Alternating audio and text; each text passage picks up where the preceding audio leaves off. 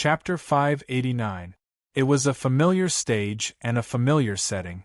The lighting technician used a flashy trick that was enough to trigger epilepsy to open the show.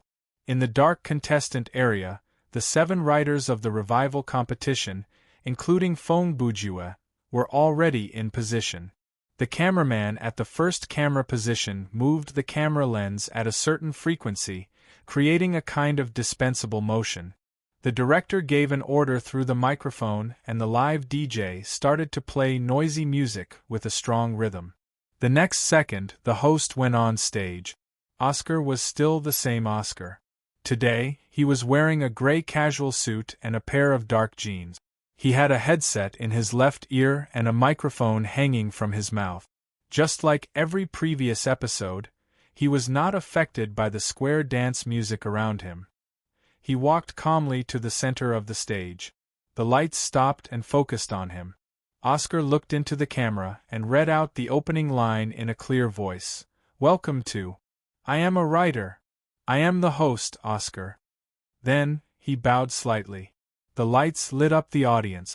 Under the director's command, the 4 cameras that were aimed at the audience started to move. The moment the audience clapped and cheered, the camera panned over. The staff had done this kind of opening countless times and they were very familiar with it. Unless Oscar accidentally fell on the stage, it was all done in one take. Live audience in front of the TV, and friends on the internet. After the BGM, Oscar immediately continued, "Today is a special day." He paused for a few seconds and turned slightly to the side. "Today, on the stage of I Am a Writer, there are 7 contestants that everyone is very familiar with." He was a professional host after all. The combination of tone and small movements was just right. As he spoke, Oscar took a few steps back and stood in front of the contestant area. "Since the first episode of I Am a Writer was broadcast, we have experienced 20 nights like this." Oscar continued, "During this period, our program has welcomed 26 writers with unique and unforgettable styles." He took a deep breath. "But in the end, only 7 people can make it to the final stage." At this point, he raised his arm up 45 degrees and gestured at the big screen. The photos of the 6 writers appeared on the screen. Their appearance and expressions were edited to make them look like members of the mafia. Their pen names were marked at the bottom of their photos. Beside the 6 photos, there was a blank space. The blank space showed a black shadow with a big question mark above it. So far, there are already 6 contestants who have gone through all the trials and entered the grand finals, but, Oscar continued in a slow tone, there is still one vacancy. He waved his arm again and pointed at the contestant's seat beside him. "And this chance to enter the grand finals. Who will win it? Night Fire. Night Fire." Before the host could finish his sentence, a group of people in the audience had already started shouting. Their chants were neat, their shouts were loud, and their reactions were quick. They had the demeanor of a professional. The fans of the other writers also belatedly shouted for the writers they supported. However, most of these shouts did not amount to much and sounded a little scattered. "I'm the writer, Resurrection Night. And now." Oscar slid to the side. "The curtain is lifted." After Oscar finished that sentence, the lights and the live DJ started another round of noise under the director's order. Then, it was time to introduce the contestants. Just like the previous recordings, the part where the sponsors were mentioned and the advertisement was recorded separately, so Oscar's dialogue was sometimes a bit out of place. Oscar read, "All right, enough with the small talk. Let's take a look. The 7 contestants standing on this stage of counterattack are." The lights for contestant number 1 came on from above. It lit up a young man who was slightly rotund and wearing glasses. "Contestant number 1, Soda." This time, Oscar did not give a long introduction, nor did he read the main editor's comment from the show. This was because, after a long period of revision, this part of the show had been removed and the introduction of the contestants would be added in the form of subtitles at the bottom of the screen. There were 2 main reasons for this change. 1. Since only one contestant would be eliminated each episode, many contestants would appear again, so there was no need to read every episode. 2. The saved time could be used to insert more advertisement. Contestant number 2, Yamucha. Oscar's introduction continued, and the lights above the contestants' seats lit up one by one as he spoke. Even though he had a pen name that could win the World Martial Arts Tournament, the writer himself was just a boy who looked weak. One look at his face and one could tell he was at most 20. In fact, Yamucha was indeed only 19 this year. He started writing in his first year of high school and dropped out to write full-time in his third year. Last year, he used a very popular fantasy novel to enter the ranks of the top online writers. Contestant number 3, Spring Breeze Blows the Earth, Oscar continued. This was a middle-aged man around 40 with a pair of black-rimmed glasses. His series of sci-fi novels were very popular. Uncle Earth was a journalist in his early years and later became a freelance writer. Initially, he wrote a sci-fi novel that was several 100,000 words long out of interest, but he was rejected many times. Therefore, he tried to serialize it online. He didn't expect it to be so popular. As for his pen name, it was actually just a phrase that popped up after he casually typed GG on the keyboard. When he registered his author account, he didn't think that he would become popular. He just casually came up with this pen name with the mentality that, since no one wants this manuscript anyway, it's better to send it out for people to read than to destroy it. Contestant number 4, Chainsaw Rose. This was a personality writer who was famous for her gothic style of writing and dressing. To be honest, her novels didn't sell well and were very niche. But fortunately, her father was a rich businessman and he knew some friends in the publishing industry. Just like that, her strange novels were printed and sold, and it caused a certain social reaction. Some people said she was making a fuss about nothing, some said she was cynical, and some people, mostly minors, saw her as a spiritual teacher.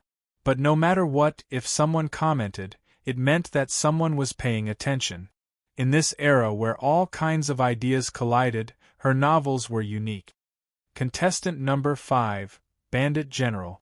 This was a young man in his late 20s. His face was very white, he had small eyes, slanted bangs, and his clothes were quite fashionable. At first glance, he looked like a Korean male artist. He could be considered a veteran online writer.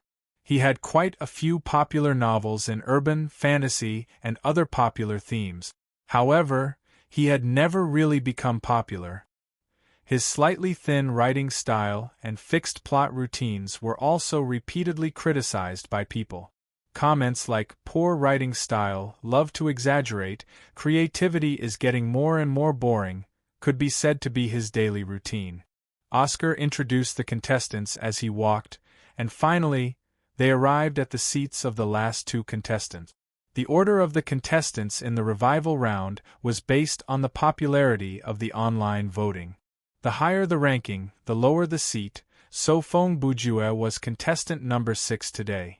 To be honest, Fong Bujue didn't expect that Soda, who appeared in the same round as him, would be the least popular of the 7 contestants.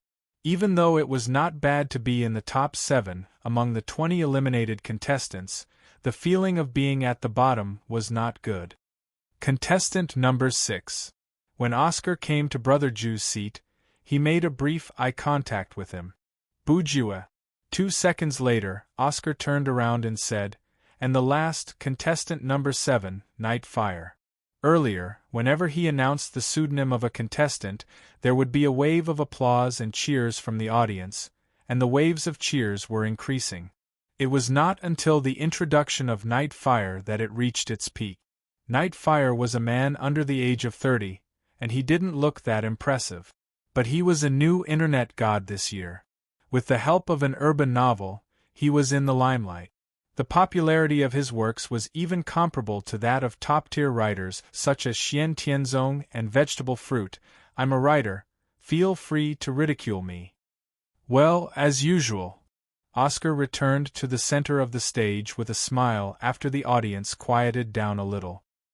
Next should be the segment to name this episode, but he changed the topic. This episode is a little special because we already have a title. He raised his hand and gestured to the big screen. Indeed, the words Resurrection Night were displayed on the screen. Therefore, we won't have a naming session for this episode. Oscar glanced at the camera with a mysterious gaze. And, after he said that, there was a long pause that made people uncomfortable. Then he continued. The changes for this episode are far more than just this.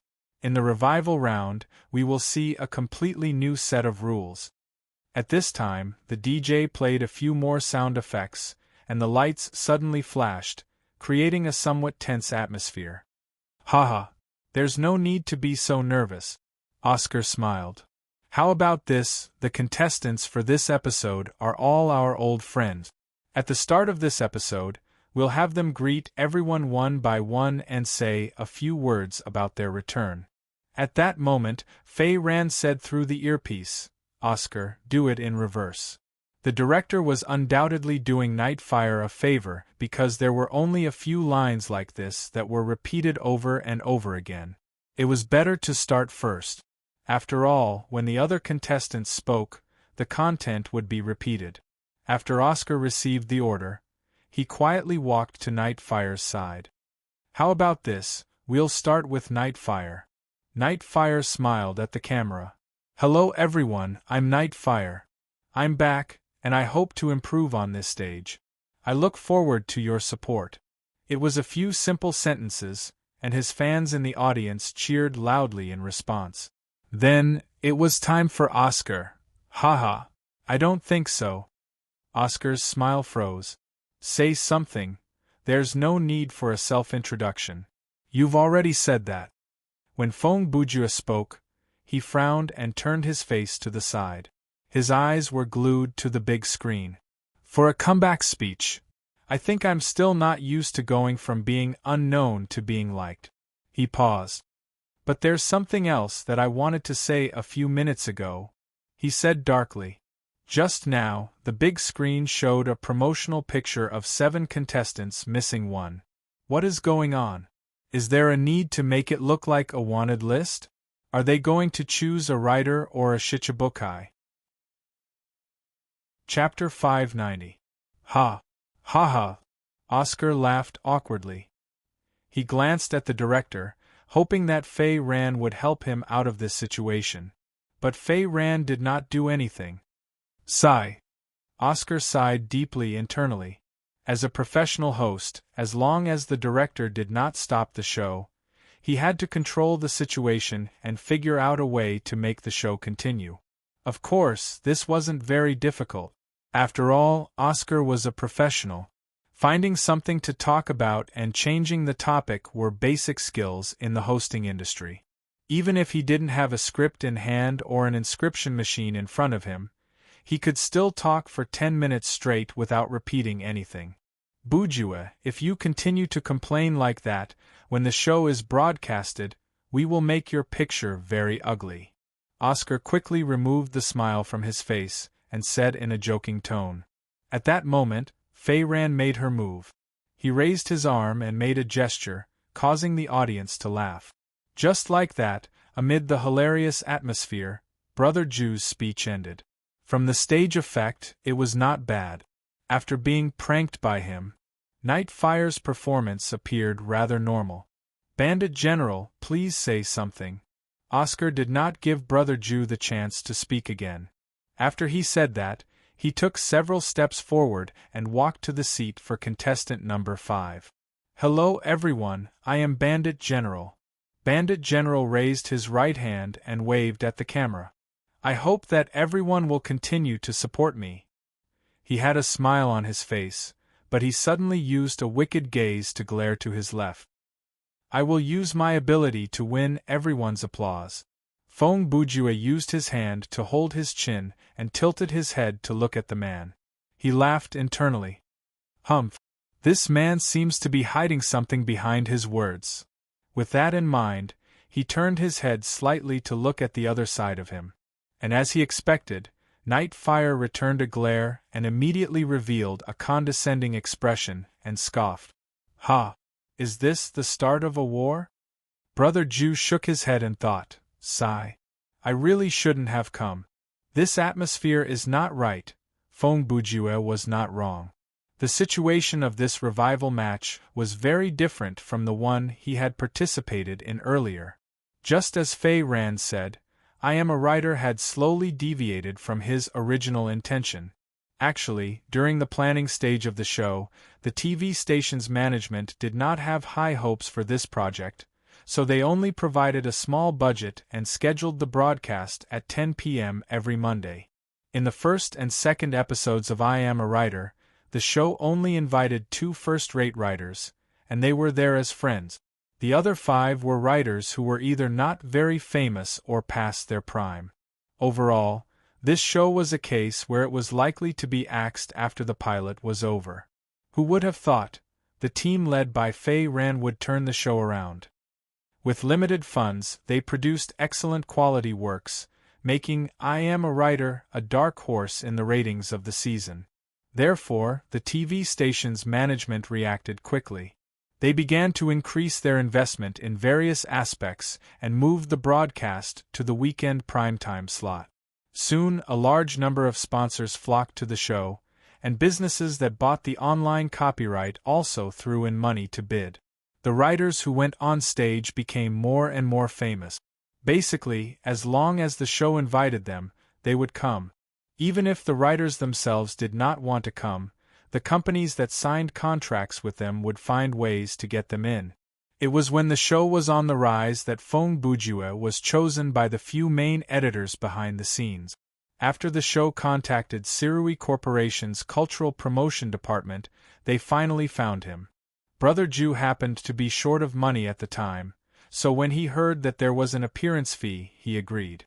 However, as I Am a Writer became more and more popular, the interference from the higher-ups increased. The TV station's management, sponsors, people with relevant interests, and so on. These people did not know anything about professional matters, but they would always make some self-righteous requests. Some of the requests were made due to business considerations, which was reasonable. The main reason was that the investors wanted to ensure their own interests. Some of them had the mentality of, I'm the boss since I'm the one who spends the money. They just wanted to get involved and increase their sense of presence and intelligence. In short, from then on, the tone of the show gradually changed. The original harmonious and polite atmosphere faded and was replaced by a sense of competition. Thus, writers like Nightfire and the Bandit General also joined the show. In fact, according to the core team of the show, they would not invite such writers. But when you're under someone else's roof, you have no choice but to lower your head. The sponsors didn't know what kind of writer was suitable for this show. All they could do was open up a search engine and search for keywords like popular writer on the internet. Then, they would run to the professionals and point out what they thought was a good suggestion. Fei Ran was also quite troubled because almost every episode of the show, he and the behind-the-scenes team had to adjust the rules and content of each segment to cater to the needs of various parties. In hindsight, I Am a Writer had become what it was today. The writers no longer came with the attitude of learning from each other or showing themselves. They came to win and compete. On and off the stage, in virtual reality. There were verbal battles between fans, online ghostwriters, and even writers attacking each other in the text of their work. Perhaps this was the case with the saying, scholars despise each other. This was what the businessmen wanted to see.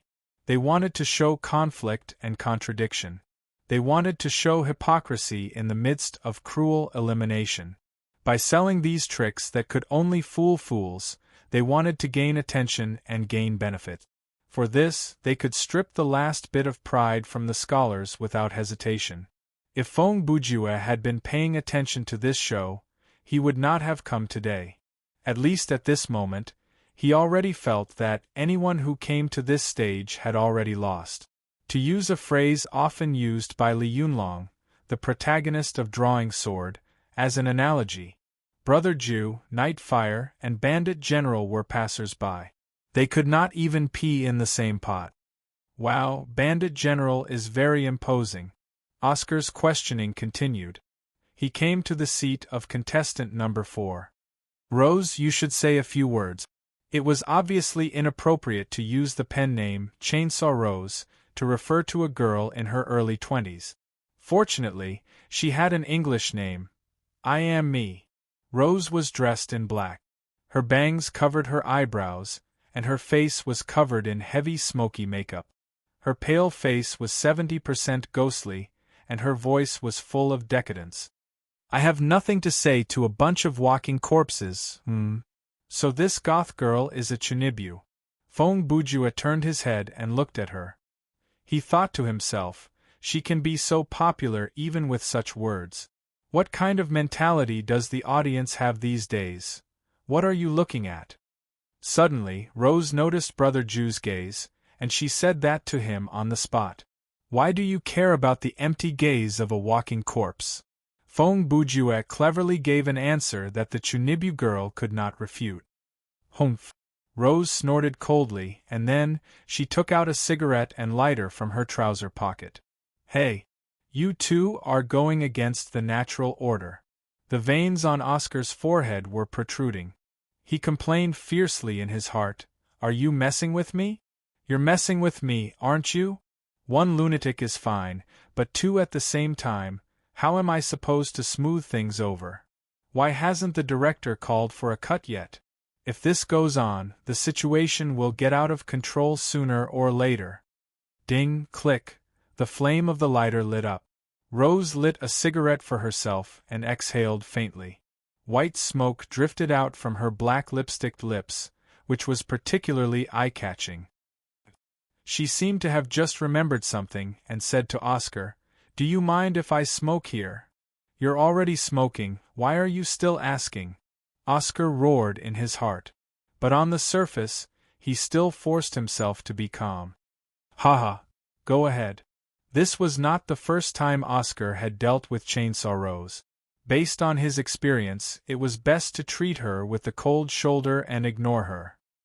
If you argued with her, for example, smoking is bad for your health, she would most likely reply with, My heart is already dead, and this body is just a rotten skin, or some other gothic statement, which would leave you speechless. Keep going. At this time, Fei Rant's voice came through the earpiece again. He said excitedly in the staff's dedicated channel, I have a feeling that this episode will become a legend. What kind of legend is this? Oscar was breaking out in cold sweat. He thought to himself, Director Fei, you're already in your 40s. Don't you feel ashamed saying such childish lines? Okay. Understood. Let's do it. Unexpectedly, the members of the other units all responded to Firen's words with passion. Their fighting spirits were high, and they were all on high alert. CK me. What kind of people are on this show? Oscar thought. I have to resign for the second season next year. Unless they offer me double my salary. Or 1.5 times. I can consider a 20% increase. Then, next. Oscar did not show his thoughts on his face. He walked quickly to the third seat. Brother Earth, it's your turn. The spring breeze of reform, Uncle Earth, raised his hand to adjust his black-rimmed glasses. I hope I won't let down the friends who supported me today. Even though it was short, it was very sincere. Oscar replied and moved a few steps. He turned around and said, Yamucha, what do you have to say to the audience? Actually, I'm already very happy to be able to sit here today, Yamucha replied. I came here with the intention of learning from the seniors, but I also hope to get a good result. Okay, I look forward to your performance. Oscar finally walked to the first seat. Finally, let's welcome the person we are very familiar with, Soda. He paused before continuing. Of the 7 contestants today, Soda has stayed the longest in the actual competition, so his ability is undeniable. Now, what do you want to say to the audience? I came after I received the notice. Soda shrugged. He was relatively calm when he joined the show. I just hope that I can perform well today. I believe you will, Oscar said. At this point, the warm-up was over, and Oscar heaved a sigh of relief. He turned around and returned to the center of the stage. He looked into the camera and said, "After hearing what the contestants have to say, I wonder, who do you think will win tonight? Please send your answer to." After that, there was a formal monologue about the SMS quiz and the advertisement. When it was officially broadcast, there would be 1 or 2 minutes of advertisement. After Oscar finished the monologue, he paused for a few seconds. He changed his posture and expression and said, "Welcome back to I Am the Writer, Resurrection Night." The music and lights took advantage of the situation. Let's cut to the chase and enter the first round. Oscar raised his arm and pointed, following the words on the big screen. Let's begin. Isn't this the same as last time? Fong Bujua asked. Could it be that the rules have been changed? Of course, just as I said earlier. Oscar's words confirmed Brother Ju's speculation. The rules for this episode have been changed. Please look at the big screen as he spoke. The complete rules were displayed on the big screen. The contestants did not need to look at it because the screen before them was also displayed. They only needed to lower their heads to see it. Okay. After the rules were displayed for a while, Oscar said, "First, let's take a look at what the first keyword is. Ready? Go." He yelled, and the words in the middle of the screen started to scroll. When Fong Bujua was there last time, the words that scrolled on the screen were event, character, animal, landscape, and so on. But this time, the number of these random keywords appeared to have decreased. Perhaps the normal audience and the contestants did not notice this. But Fong Bujua used his excellent dynamic vision to notice this. "Stop!" Oscar yelled again after several seconds. The keywords on the screen suddenly stopped at the word emotion. The audience immediately became restless. This seemed to be a keyword that the masses loved to hear and see. Then, Oscar said to the camera, "According to the new rules, all the contestants will be given a keyword. Furthermore, the keywords that everyone received were the same." He purposely changed his expression. In other words, for this chapter, all 7 of us present here were working under the same conditions. And the time is still only 7 minutes. Now. He turned around and said, "The first round officially begins." After Oscar said that, the second keyword appeared on the panel before the contestants, time. Ladies and gentlemen, as we have said many times, all the writing sessions of this show are recorded in real time. There is no tampering. Oscar started to get information out of them. Every contestant that comes to our studio is working without the aid of the internet or any other tools. At this point, Oscar heard Fei Rant's voice in his earpiece again. The director seemed to have given them a new order. Oscar kept talking as he memorized this order in his mind. Then he very naturally followed up on what he had said earlier. Based on the special rules of our Night of Resurrection, this time, the order in which the chapters are announced will be based on the time that each contestant finishes. He turned back to say, "Dear contestants, after you confirm that you have finished, you can click the submit button at the top of the screen, and the system will record the time that you have finished." Beep. Before he finished, Brother Ju's console had already rung. Fong Bujua had his hands behind his head as he leaned back in his chair and looked around. Nightfire and the bandit general, who sat on his left and right, were indeed affected by this sudden change. Both of them could not help but glance at Brother Ju, and they started to get nervous. Oscar was startled for 2 seconds before he said, "Oh, we saw it. Contestant Bujua has already finished. He used only 52 seconds. That is incredible." Even though he was unwilling, out of professional ethics, Oscar still sided with Brother Ju. At this point, it was time for the cameraman to come on stage. It was the cameraman, Xiao Wu, who carried the camera. With the director's order, he quickly walked to Oscar and followed him to the contestants' area. After taking a close-up shot of the 6 contestants, the camera finally landed on Brother Ju's face. Oscar walked to the 6th contestant's area and said, "Bujue, you finished so fast." "Yes." Fong Bujue answered weakly. "Don't tell me you handed in a blank script?" Oscar asked half-jokingly. "Do you want to take a look?" Brother Ju asked. "Haha." Oscar smiled at the camera. "Ladies and gentlemen, this is the benefit of being a host. Let me take a look." 2 seconds later, Oscar's smile froze. What he saw was, from knowing each other until now, from indifference to concern, from rejection to dependence, from strangers to love, from trust to suspicion, from love to hurt, from dazzling to pale, from being together to separating, from being touched to being sentimental, from understanding to blaming, from anticipation to helplessness, from ecstasy to sorrow. Chapter 591. Hey, these are the lyrics, right? Oscar's heart was filled with thousands of beasts, but he had to hold it in. He could not say it out loud. And you didn't change a single word. You copied it exactly. Even if it's an old song, many people have heard it before. Even if not, after the show is aired, people will find it on the internet.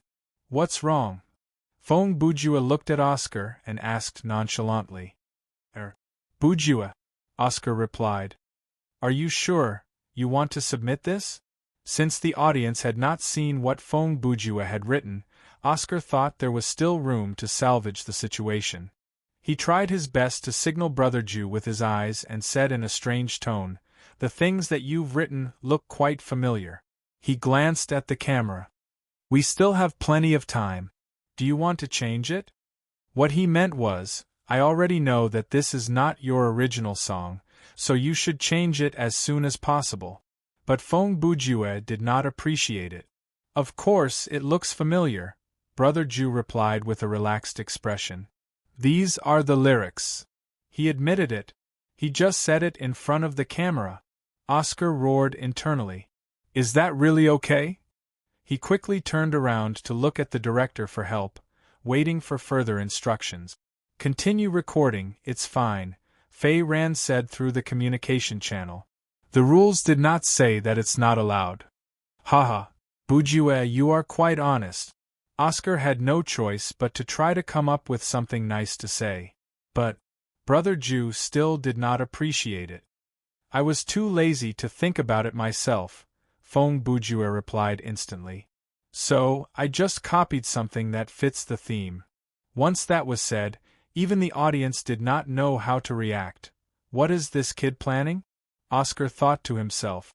You're not only digging your own grave, you're shameless as well. At that moment, Oscar had already turned his face away from the camera. As someone who had a good sense of the camera, he did that on purpose because he did not want his expression to appear on screen. In any case, the rules allow it. Fong Bujue added. He still had his hands behind his head and assumed a rather arrogant posture. "I don't think this is any different from quoting the classics, is it?" "The difference is huge," Oscar said internally.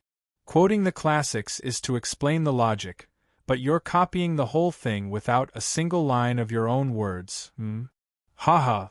Oscar laughed awkwardly. "Fine. We'll see the result later." He had no choice but to get this over with. The photographer, Xiao Wu, was quite smart. When he saw this, he turned the camera around and aimed it at the other writers. "He Bujue's words, he Bujue, he Bujue, he Bujue," he announced. "He Bujue, Bujue's, Oscar Bujue, Bujue, Bujue, Bujue, and Boot?" Maybe we can find some clues from their facial expressions. He cooperated with Xiao Wu's filming and said this, successfully diverting the audience's attention. 7 minutes passed very quickly. One after another, writers clicked on the submit button on the screen. Oscar had been trying to find something to talk about during this period. He said things that appeared to be related to the show but were actually meaningless. Even so, he would not stay silent for more than 10 seconds. That was the mark of a professional. We don't have much time left. Let us count down from 10 seconds. When there were only 10 seconds left on the screen, Oscar opened his lips to say, 10, 9, 8, 7, 6. He counted down to 10 on the screen and added, "Time's up." A 5-second background music that was commonly used on the show started, and the lights on the stage flickered. The cameraman, Xiao Wu, adjusted his position and prepared to follow the host. "All right. It's time for the reveal." Oscar listened to the relevant information that came through the earpiece as he said, "Those who are observant already know the order in which we will announce the articles." He paused. "I will not beat around the bush. We will start with the first submission." He turned around. "Contestant Bujua, please start." Then, he led the camera to Brother Ju. At the same time, the content that Feng Bujua had written appeared on the screen. The audience chattered among themselves, but there was no applause. Oscar recited the whole lyric and said, "It is indeed well written." He looked at Brother Ju. "It fits the two keywords love and time quite well." He changed the topic and said with a smile, "Unfortunately, this is not something that you came up with."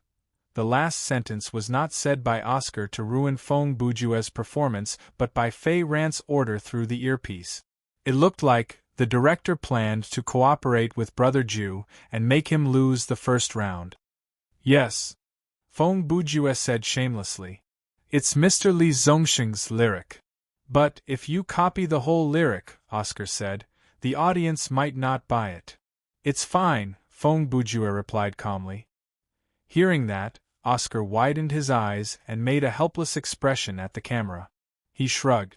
Then, he walked to the fourth contestant and said, "Okay. Now let's see what kind of content has Rose, who used 5 minutes and 11 seconds to write." The atmosphere at the venue turned cold in that 1 minute. Many of the fans who came to support Feng Bujua were silent. They had no idea what was going on and did not know what to say. On Oscar's side, he had started to reveal the other contestants' articles. Other than Feng Bujua, the other contestants naturally wrote their own content on the spot. The first was Rose. Her paragraph was undoubtedly very gothic. It was full of despair, darkness, death, loneliness, and a strong sense of Chunibu. However, to her surprise, her words actually combined well with the two themes of love and time, and received a rather enthusiastic response. Then it was Amucha. Compared to the other contestants, his writing was not very good. However, he could at least write in a simple and easy-to-understand way. Moreover, his typing speed was very fast. He used the full pinyin input method on the field console, and he was able to type more than 500 words in 6 minutes. So, he wrote a short story of a few hundred words to fit the theme of the event. Unfortunately, the plot of his story was a bit too naive and idealistic. His writing style could not make up for these shortcomings. The whole paragraph did not have a good effect. Then, it was Soda's article. He was a very good storyteller and his writing style was good. In terms of writing style, he was quite close to Feng Bujua. He also wrote a short story to express the themes of love and time, but the number of words was not as long as Amucha's. However, with a more concise writing style, the response he received was much more enthusiastic than Amucha's. As for the remaining three, Nightfire and the Bandit General both submitted their articles in 6 minutes and 40 seconds. Uncle Earth used the handwriting function on the console, which led to a lack of time. He was forced to write until the last second before he was forced to stop. Oscar also read out their articles separately. The description of the Bandit General was okay. It could be said that it followed the rules, but it was not lacking. Uncle Earth's. The ending was rushed, and it was obvious that he was not finished. However, he was the oldest and the most experienced contestant here. There was nothing to say about his writing style.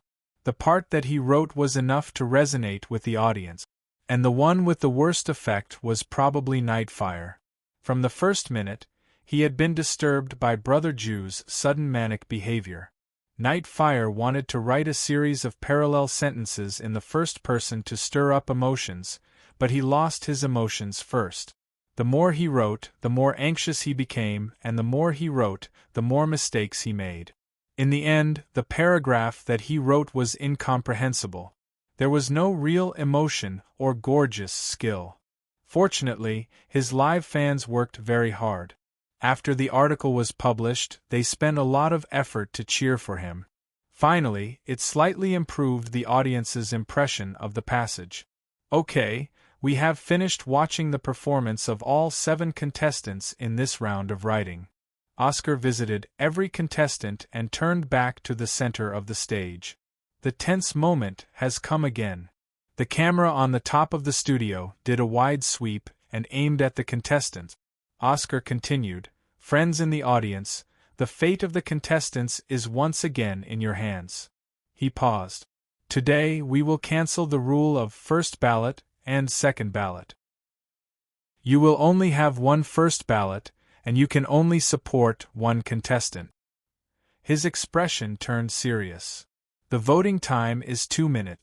Please cast your most important vote carefully. Now the voting begins." The next second, intense background music began to play. Xiao Wu carried the close-up camera and rushed forward to give each of the 7 contestants a close-up. Friends who have just turned on the television, the website, or the radio, you are now watching I Am a Writer, Resurrection Night. Oscar continued after a short silence. This abrupt change was also the director's instruction. Obviously, there would be an advertisement and a pre-recorded long speech added here in the future. The first round of voting is still going on intensely. Who will be able to take the lead in the first round? Oscar used his own questions and nonsense to stall for more than a minute. Time's up. Finally, Oscar completed his mission perfectly and gave a long sigh. Okay. Today, I will announce the winner from. He turned to the big screen. The 7th place, the cameras started to get busy. They aimed at the audience, the contestants, and the hosts from various angles. The winner of I Am a Writer, Resurrection Night, the first round of the 7th place is. Whenever it was this moment, Oscar would pause after each word and drag it out as long as he could. The live DJ was very cooperative and added in a fast-paced sound effect. Bujua. When Oscar read out Brother Jew's pen name, his voice and intonation were rather low. Immediately, there was a clamor from the audience, and there seemed to be some boos mixed in as well. Oscar turned to face the camera and used his eyes to look at Brother Jew. Bujua, do you have anything to say? Fong Bujua chuckled coldly. I don't know. I didn't do well. I don't care how much I did. You're too arrogant, Oscar complained in his heart. After being exposed for plagiarism, you didn't show the slightest sign of remorse or shame. You actually shamelessly replied with such words. Wait, these are also lyrics. TSK. At this moment, the Night Fire fans in the audience booed in undisguised unison. The audience and neutral parties who supported Brother Jew also maintained their silence. Haha, Bujue still has his personality. Oscar smiled stiffly and quickly continued. Then, next, I'm going to reveal. In order to quickly divert the audience's attention, he did not delay for too long this time and announced, the writer who won 4th place. His words successfully stunned the audience for a moment. This was because, according to past practice, only the 1st, 2nd, and 7th rankings would be announced in writing. Like I've said before, tonight, many rules will be changed. Oscar smiled mysteriously. The rankings that I will announce today will be 3rd, 4th, and last place. He paused for a second. And the 4 writers who are ranked 1, 2, 6, and 6 will be kept a secret for now. This looks like a way to increase the suspense. Fong Bujue reacted quickly. Once he heard that, he said internally, actually, it is to make it easier for them to pull strings behind the scenes. Today, the writer who won the first round, the 4th place will be. Oscar continued. Our Uncle Earth, the spring breeze of reform. There was a round of applause from the audience. Oscar also walked quickly to the number 4 seat and said with a smile, Brother Earth, I really admire you. I've never seen anyone enter the top 4 with an unfinished essay in the turn writing into chapters competition. Haha. It is all thanks to the support of our friends in the audience. Uncle Earth pushed on his black-rimmed glasses and replied kindly. Brother Earth's humility is admirable as well. Oscar smiled. As he spoke, he turned to face the camera. Okay. Next, let us announce the next contestant, who is ranked 3rd in the first round. He looked at the camera and put on an expression that said, Come and beat me up if I don't say it. He stared at the camera for a full 10 seconds before saying, That is Soda. Another round of cheers came from the audience, but overall, the number of people who cheered for Soda and Uncle Earth added together was less than the number of Nightfire's fans. This was quite a helpless situation. Most of the fans of these two were above 30, and most of them were male. Even though their votes were not bad in the online voting, they had the least number of supporters among the audience that day. This was also due to the organizers' manipulation. Speak of the devil. Oscar walked to Soda. I was just talking about the contestant who did not finish the essay in the first round, haha. Naturally, Soda knew that Oscar was talking about the incident from one of the earlier episodes. I finished it today. Yes, as long as you finish it, you will have the ability to get into the top 3, Oscar said. No, you flatter me. Soda waved his hand. I'm not flattering you. Oscar turned to face the audience and said, Now, I can announce a set of data. He returned to the stage. In the past 20 episodes of I Am a Writer, Soda has participated in 16 episodes. At this point, he purposely paused. The audience understood what he meant and responded with cheers and applause. And he holds a record that no one else has ever achieved, and that is. Oscar waved his arm to point at Soda. In the first round, as long as he can finish the essay, he will be in the top 3. The audience clapped again, but Oscar interrupted them. Furthermore, he said loudly, in the second round, in the genius essay, Soda is the writer who has won the first place the most times. Then, he finally finished. The audience also burst into the loudest cheers since the start of the match.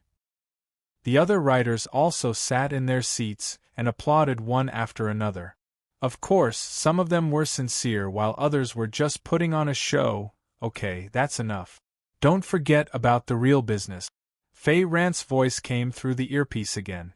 The moment Oscar heard this, he understood that the director was telling him to stop before he went overboard. After all, the real person he was supposed to praise was Nightfire. Honestly, Oscar personally had his own likes and dislikes for these contestants. He might not have read many novels, but he had interacted with many people. Who was a gentleman, who was a villain, who was a real talent, who was a liar. He had a scale in his heart. From a personal perspective, Oscar really wanted Soda to get into the finals. But due to the needs of the show, he had to compromise. Okay, now that I've said that, I'm sure the audience can't wait any longer. Let's move on to the next round. Oscar quickly said, the genius essay. The most troublesome part is here. Fong Bujuan narrowed his eyes and mumbled, the consequences of my bullsh ting last time were quite serious. I need to come up with a countermeasure this time. Chapter 592. Please look at the big screen. Oscar continued his sentence and turned around. At the same time, on the big screen next to the stage and the small screens in front of each of the contestants, the following content appeared. Zhang San, Li Si, Dusk, Grassland, Victory. As you can see, there are some changes to the rules today.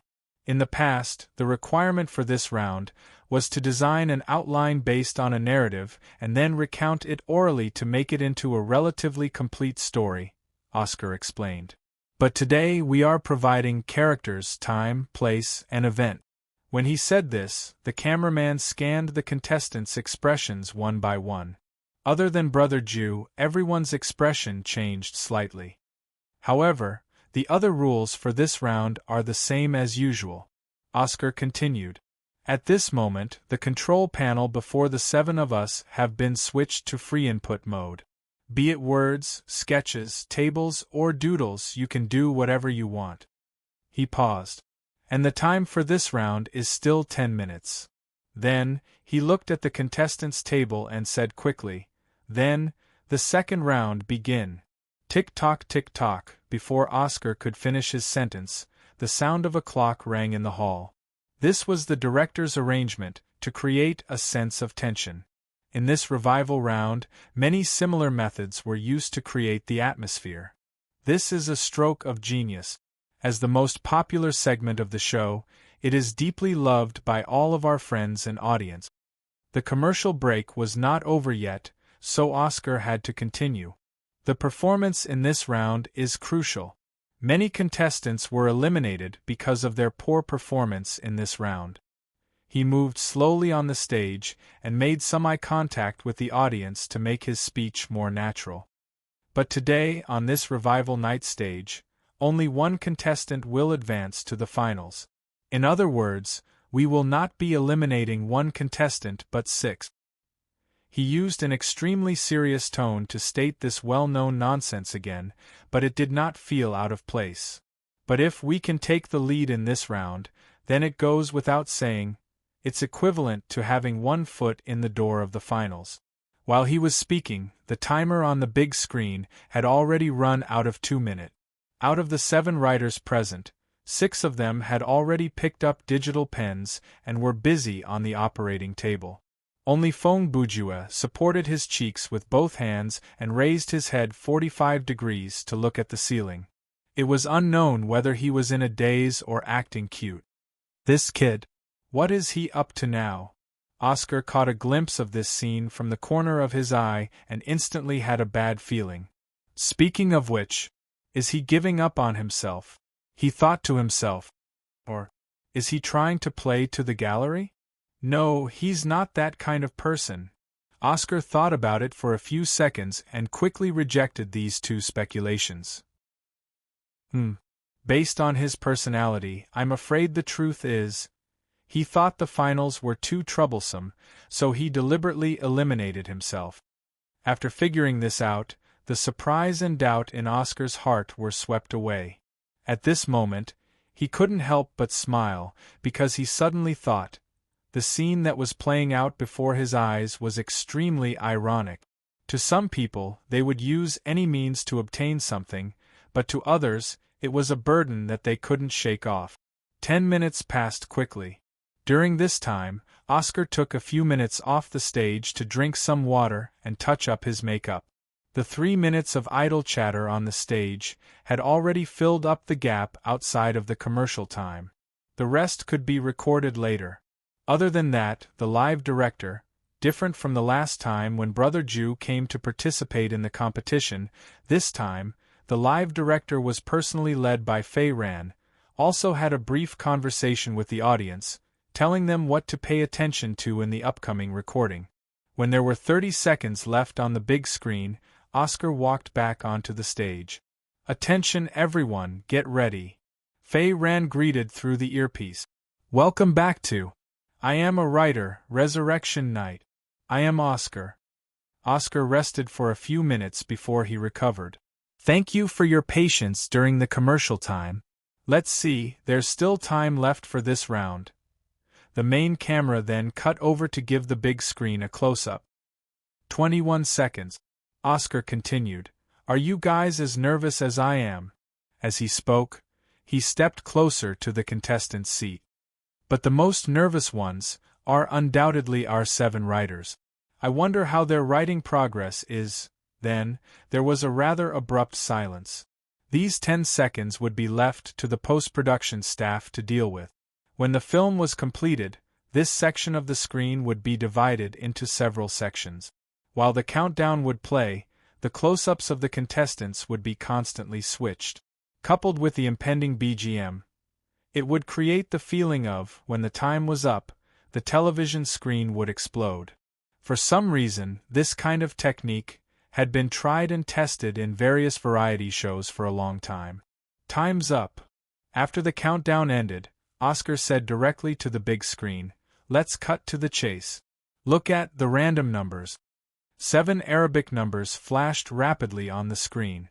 Several seconds later, it stopped at the number 6. "Ha! This is also done in secret, isn't it?" Fong Bujue mumbled to himself. In this round, it is obvious that the person who announces the outline later will have the advantage because they will have more time to think. And the first person to appear will be the unluckiest. When it is time to give the score, the narration at the back will have already washed away the audience's impression of the first story. His eyes subconsciously turned to Fei Ran. No wonder Director Fei is so good at this. I believe the last person to announce the outline will be Nightfire. If it was me, I would have separated Soda's narration from Nightfire's by at least 2 people. If Soda was the second last to appear, it would create a contrast with Nightfire, and the latter would be in trouble. Brother Bujue's mind was racing, and all these thoughts crossed his mind in less than 3 seconds. At that moment, Oscar walked to stand before him. "Bujue, I still remember the last time you came to our show. You won the second place in this round. Even though you were unfortunately eliminated in the end, your mischievous story still left a deep impression on everyone." With the hint from the worker through the earpiece, he reviewed Brother Ju's past performance. "I wonder, what kind of surprise will you give us today?" "Of course it will be a surprise," Fong Bujue replied expressionlessly. "As for joy." "Haha, then, please start." When Oscar said that, there was an obvious pause between start and start, because in that second, he saw Brother Ju's panel. The screen was empty and there was no movement. Once upon a time, there were 2 people. Fong Bujue crossed his fingers and placed his hands under his nose. He made the signature pose of a commander and said coldly, "One of them was Zhang San, and the other was Li Si." The room suddenly became very quiet. All the audience that day, including the fans of the other writers, were anticipating Fong Bujue's performance in Divine Touch because no one knew what kind of story the man would come up with. Fong Bujue's story slowly unfolded. One evening, Zhang San asked Li Si out to have a running race with him. Oscar was startled and thought, running? The location of the race was on a grassy plain. Fong Bujue continued. Li Si was a cripple, and his nickname was Iron Crutchley. Normally, he needed the aid of a crutch to walk. Zhang San, on the other hand, was a sportsman. He was 2.16 meters tall and had long legs. People gave him the nickname Boluan Zhang. Is it really just a nickname? Oscar really wanted to say something like that, but he could only hold it in. The 2 of them stood side by side, and the arrogant Zhang San told Li Si to get ready to run, Fong Bujue said. So, Li Si said, "Get ready. Let's go." Double quotes. "What do you mean by let's go?" Oscar exclaimed internally. Before Li Si finished his sentence, he rushed out. Fong Bujue said. Zhang San was not bothered by his opponent's despicable cheating. He smiled faintly and ran after him. He's not a gentleman to race with a cripple. In less than 10 seconds, Zhang San overtook Li Si and opened up a gap of more than 100 meters. He ran at this speed for a while. When he turned back to look, the limping Li Si had become a tiny black dot on the grassy plain. Brother Bujue said. Zhang San thought, the finish line is just 5 meters away. I'm sure I'll win, so I might as well lie down and take a nap. Are you crazy? Why don't you run another 5 meters? Zhang San lay down on the grassy plain, enjoying the warm evening breeze. After a while, he really closed his eyes and fell asleep. Fong Bujue continued, and Li Si chased and turned. When he reached Zhang San's side, he was already exhausted. If it were me, If I saw Zhang San stand up, I would use my crutch to beat him until he became a cripple. Oscar complained in his heart. And Zhang San was still sleeping. Although Li Si wanted to rest for a while, he knew that Zhang San ran faster than him. He could only win if he persevered. Brother Bujue looked serious. After a fierce struggle, Li Si gritted his teeth and continued to move forward. It's only 5 meters. Struggle my *SS. Can't he just move a few steps in the process of struggle? Finally, Li Si crossed the finish line. Feng Bujue's story was coming to an end. Zhang San woke up and looked back. Why is Li Si gone? He used a tone like he was lecturing a kindergarten child and continued vividly, "Oh, it's amazing. Li Si has already crossed the finish line." Zhang San panicked when he saw that, but it's useless for him to chase after him now. Li Si has already won. He shook his head and sighed.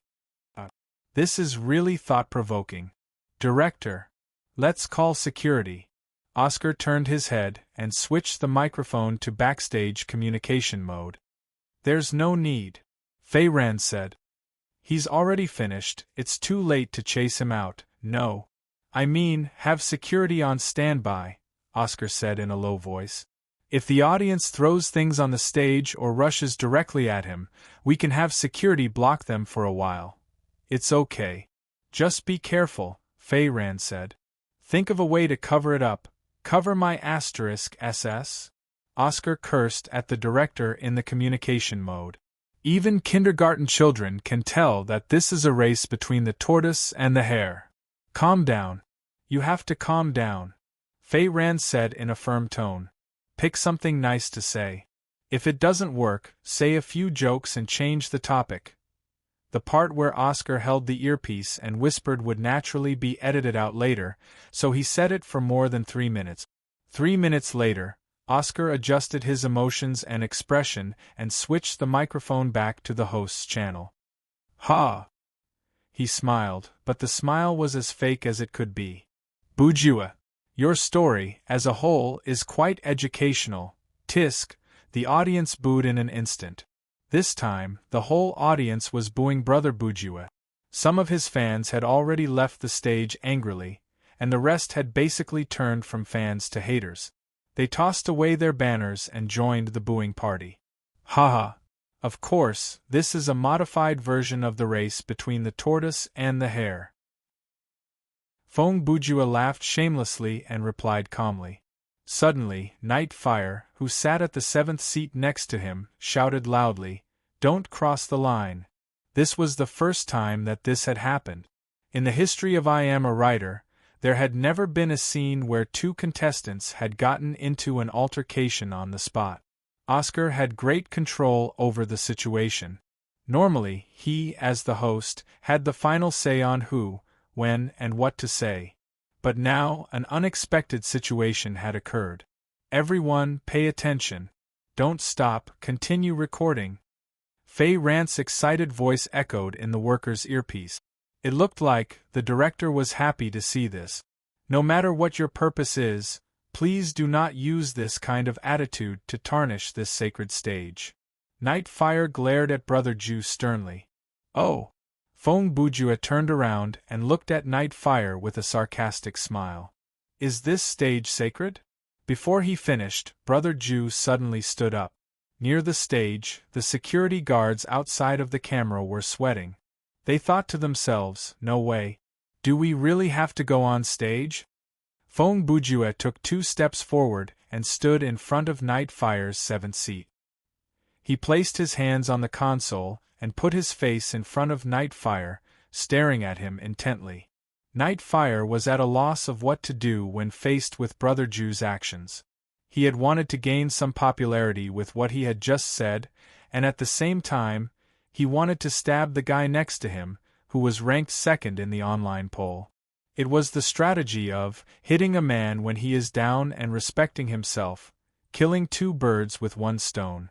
Unexpectedly, Feng Bujue left his seat and walked over. Looking at his posture.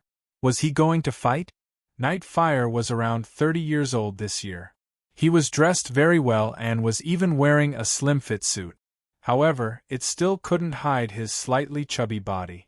On the other hand, Feng Bujue, although he looked thin, he had been training regularly recently. His body was very strong and well-defined. With the advantage of height, he would not be at a disadvantage in a fight. Hey, what are you doing? If you really beat up Nightfire, you won't just be dragged out by the security guards.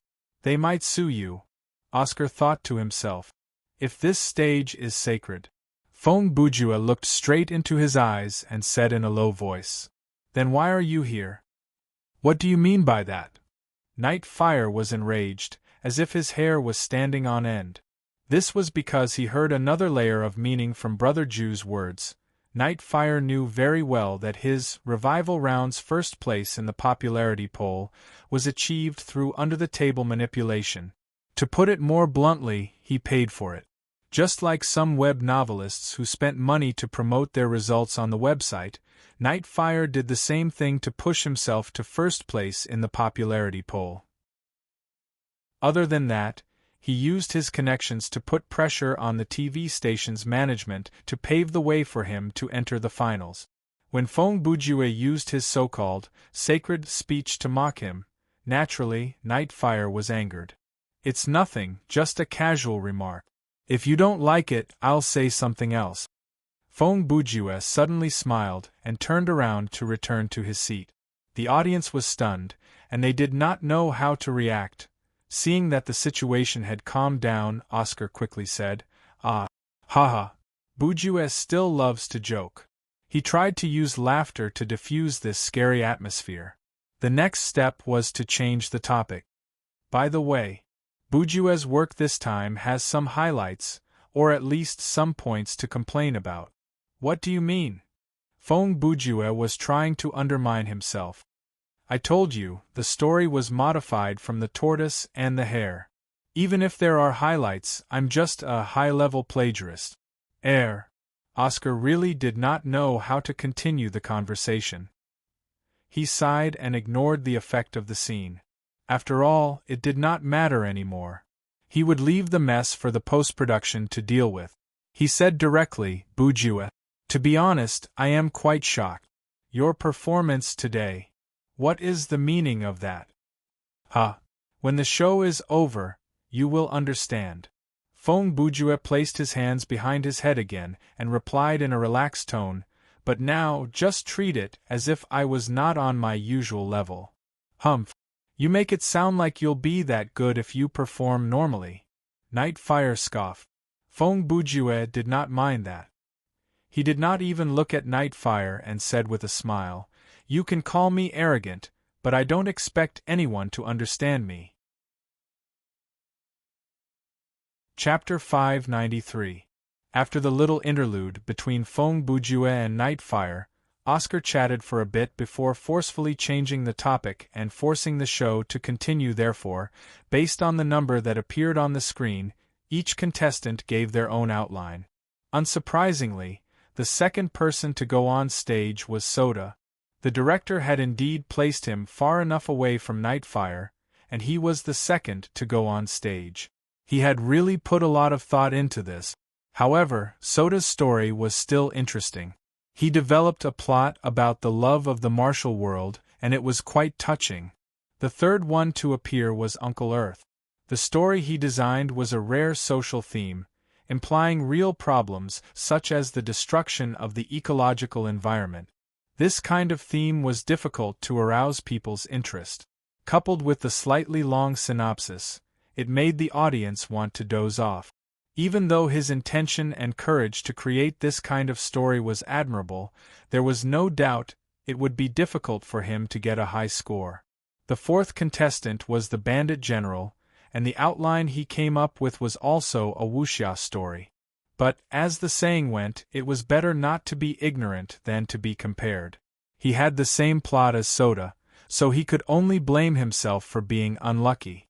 Rose was the fifth contestant, and she wrote a fanfiction. The time was from dusk to night, and the process was filled with sickness, but the ending was suicide. After hearing this, the audience's reaction was polarized. Oscar found it hard to complain, so he just said a few words and jumped to the next contestant. Yamcha was the second to last contestant. When his number appeared on the screen, Brother Ju's speculation was confirmed. Nightfire was indeed the last contestant, and the two contestants who narrated before him, the quality of their outlines did not pose any threat to him. But something unexpected still happened. Perhaps due to the conflict with Brother Ju, Nightfire's emotions were obviously affected, and it caused his performance to be abnormal. Even though Nightfire's ability was not that good, he was at least better than those who were not that good. If he did not have this standard, then he would not have become so popular. Unfortunately, his performance was so terrible that even his fans found it hard to be satisfied with his story. Without waiting for the score, Nightfire knew he had lost this round. Moreover, he had lost a good game when he had all kinds of advantageous conditions, which made him feel even more resentful. Okay, the 7 contestants have finished their narrations, so let us enter the intense scoring stage. After Nightfire's answer was announced, Oscar said a few words and then continued, I have to explain. The scoring criteria for this round's stroke of genius will be different from the previous rounds. He paused for a second.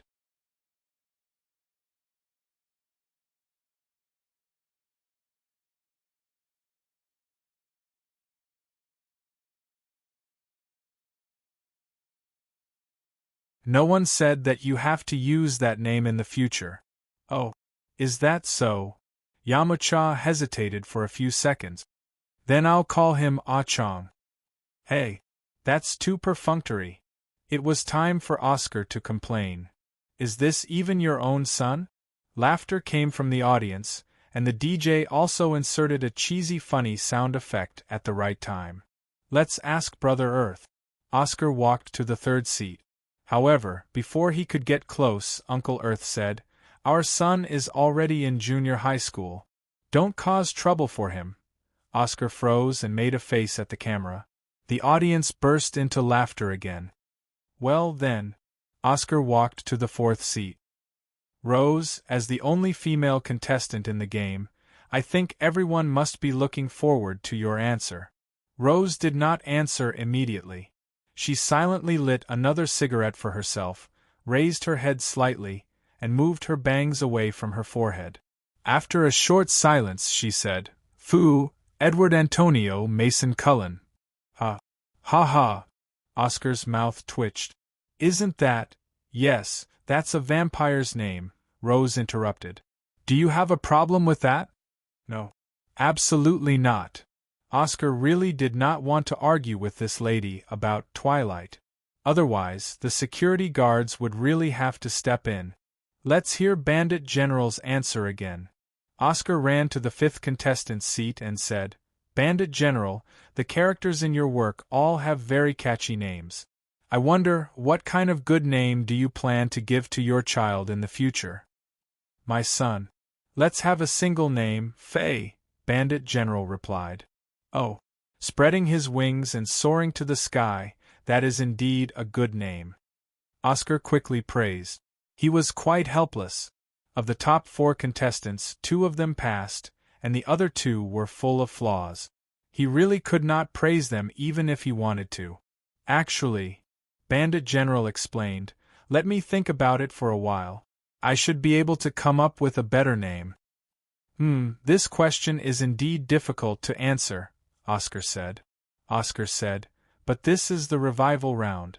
We have to pick a difficult question and launch a surprise attack. Haha, his smile had already vanished as he walked from the contestant number 5 seat to the contestant number 6 seat. In just a few short steps, in just a few seconds, Oscar became highly focused. Bujue, your answer is? Oscar asked nervously. Feng Bujue pondered. When you walked over, I already thought of several names. Oh? Oscar's expression relaxed. If it's possible, please tell me all of them. Brother Ju answered. You just opened your mouth and came up with names like Shinichi, Tuahai, Gohan, Ryoma, Shao Jia. This guy has completely lost his mind. Oscar thought. Even during the question and answer session, he wants to draw hatred. His son's name has to be taken from somewhere else. Even a random name like Yong or Ping would be more sincere than this. TSK. The boos from the audience came again, like a tsunami. This was something that had never happened in a question and answer session before. I'm sorry. Suddenly, Feng Bujue interrupted his nonsense and apologized.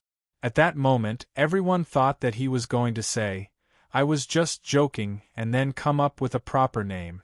But, I'm sorry, my phone vibrated. I think there's a message. Let me take a look, Brother Ju said as he took out his phone from the back pocket of his pants. He touched the screen and looked at the message. 3 seconds later, he snorted. Then, a subtle smile appeared on his face. He shook his head gently and put his phone away. Of course, no one knew that Feng Bujue had received a message from Li Ruyu. The content was, "That's horrible. Haha. I'm sorry," Brother Ju said calmly. "I forgot to close it. Cut this out." Due to the dissatisfaction of the audience, after Nightfire finished answering the questions, Fei Ran paused the recording of the show and announced a 15-minute break. During this break, Nightfire was invited to the side by Fei Ran to discuss some under-the-table manipulations. Director Fei was a clever man. He knew that if he continued to keep Nightfire at the contestant area, he would definitely get into an argument with Feng Bujue. After all, Nightfire was not that popular, so Director Fei decided to bring him over to his side. At the contestant area, the remaining 6 contestants gathered at Brother Ju's side to chat. Bujue, I think I know what you're doing now. The bandit general sat at his seat and told Brother Ju, who was next to him. I thought you were a rather arrogant person, but I didn't expect you to be this arrogant. You plan to use this method to mess up the situation and have Nightfire die with you, right? Haha. Feng Bujue laughed but did not say anything. Bujue is not that kind of person, Soda said to the general. He must have a reason for doing this. Fufu, Rose blew out a puff of smoke and told Brother Ju, I am quite envious of you. She looked at Brother Ju with a sense of superiority. Actually, I also think this show is quite boring, but the fans kept begging me to come, so I had no choice. She took another puff. Sigh. What a pity. My fans aren't like yours. Even if I do what you did just now, they won't leave. Miss, if you really want to reduce the number of your fans, I can provide you with a very simple method. Feng Bujue turned around and raised 3 fingers. This method only requires 3 steps, which are 1. Open your social media account and log into your home page. 2. Remove your makeup. And 3. Upload your picture. After that, he put down his hand and shrugged. I call this method, the 3 consecutive attacks to lose fans. Fufu, do you believe that I'll write you into my next book and kill you? Rose narrowed her eyes and replied in an annoyed tone. Uncle Earth laughed. Bujue, don't be too mean when you talk to a girl, or you'll be despised. He paused. By the way, I see you're around 24 this year, right? Do you have a girlfriend? I have a distant relative. Yes. Feng Bujue quickly stopped Uncle Earth. Brother Ju's landlord, Auntie Lu, had told him similar topics many times, and he did not want to listen to this. Brother Ju, can you give me your autograph? Yamucha found a pen and paper from who knew where and handed them to Feng Bujue. I'm your fan. Okay. Feng Bujue accepted the pen and paper with a smile. Just an autograph? If you can write a few words for me, that would be even better, Yamucha replied. Oh. Feng Bujue thought about it for a few seconds and raised his head to look at Yamucha. You're not even 20 this year, right? Yes, I'm 19. Yamucha nodded. In the future, do you plan to write books full-time? Brother Ju asked. Yes. A serious expression appeared on Yamucha's young face. I will keep writing, and I'll follow the example of all the seniors. Feng Bujue, on the other hand, was calm. When he heard this, he started to write. In the future, you will encounter many difficulties, many temptations, and many choices. Feng Bujue said as he wrote. When you're lost, remember to turn back and think about the heart that drove you to move forward. As he spoke, he finished writing. Yamucha accepted the paper that Brother Ju handed back. Other than the autograph, there was a lyric. When you've tasted the warmth and coldness of human nature, when you've decided to burn for your dream, ask yourself, which is more important, the pressure of life or the dignity of life?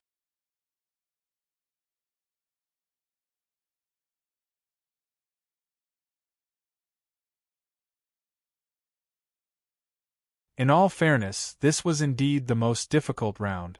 The previous, turning writing into chapters, tested one's writing skills. The divine pen tested one's creativity, and this third round tested far more than just those two skills. In limited time, the writers had to read, understand, think, write quickly, and write well. The key was, the style of writing had to be similar to the original author's. Finishing someone else's essay was perhaps the most difficult thing to do. Not to mention the extreme example of Dream of the Red Chamber. Who would have the confidence to finish a novel with mediocre writing and average creativity? If the original author couldn't finish it, it would be harder to finish it without leaving a trace, as if it was the original work. Therefore, we have to be tolerant of works like Dragon Ball GT. Seems to be off topic. Back to the topic. The scoring criteria will be the same as before. The finishing touch will account for 40% of the total score, and the previous two rounds added up to 60%. Oscar finished explaining the rules and then explained the scoring criteria. In this round, the audience can still only vote for the first round, not the second round. Naturally, our expert panel will also participate in this round of judging. Their opinions will account for 1/3 of the total score, and the remaining 2/3. He faced the audience and said solemnly, will depend on your choice. Following that, Oscar said some standard lines.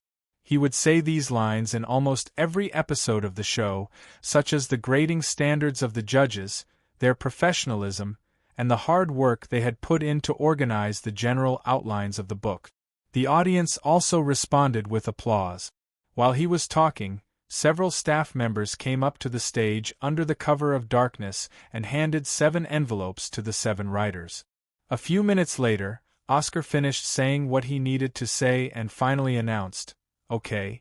I think everyone is getting impatient from waiting, so I won't be long-winded.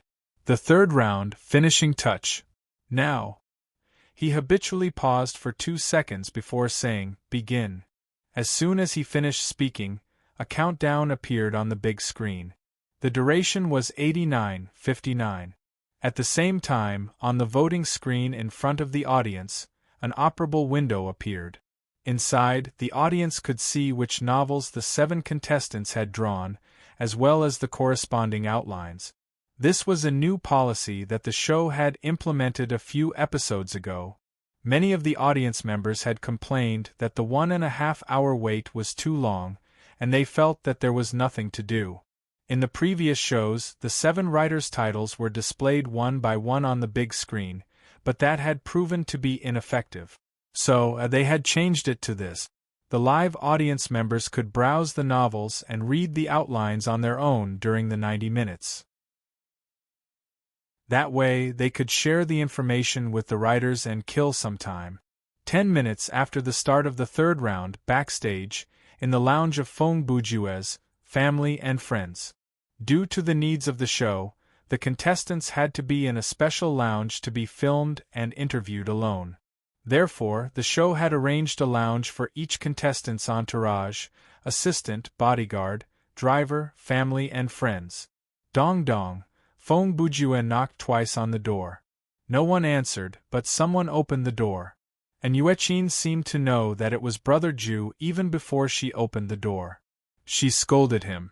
"Why did you sneak out instead of focusing on the competition? What's the rush?" "I'll go back in the last 20 minutes, Feng Bujue shrugged and replied. "If I knew you were going to mess around like this." Rua Yu's voice came from behind Inuechin. I wouldn't have come. There were only two people in Feng Bujue's family and friends lounge. Using the excuse of, I have decided to return the favor, Rua Yu drove Brother Ju to the TV station, and then she refused to leave. And Yuechin, on the other hand, was on official business. After all, she was Brother Ju's editor. After seeing Feng Bujue's performance in the last round, she felt that it would be inappropriate if she didn't come here.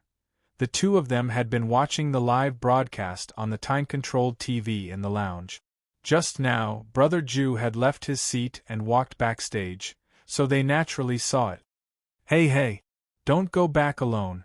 Feng Bujue tilted his head and said to Ryu, who was sitting on the sofa, across from Inuechin, you suddenly drove over to pick me up today, so I left in a hurry and forgot to bring my transportation card and wallet. Is this the time to worry about that? And Yuechin also tilted her head and blocked Brother Ju's line of sight. You are our magazine's specially invited writer.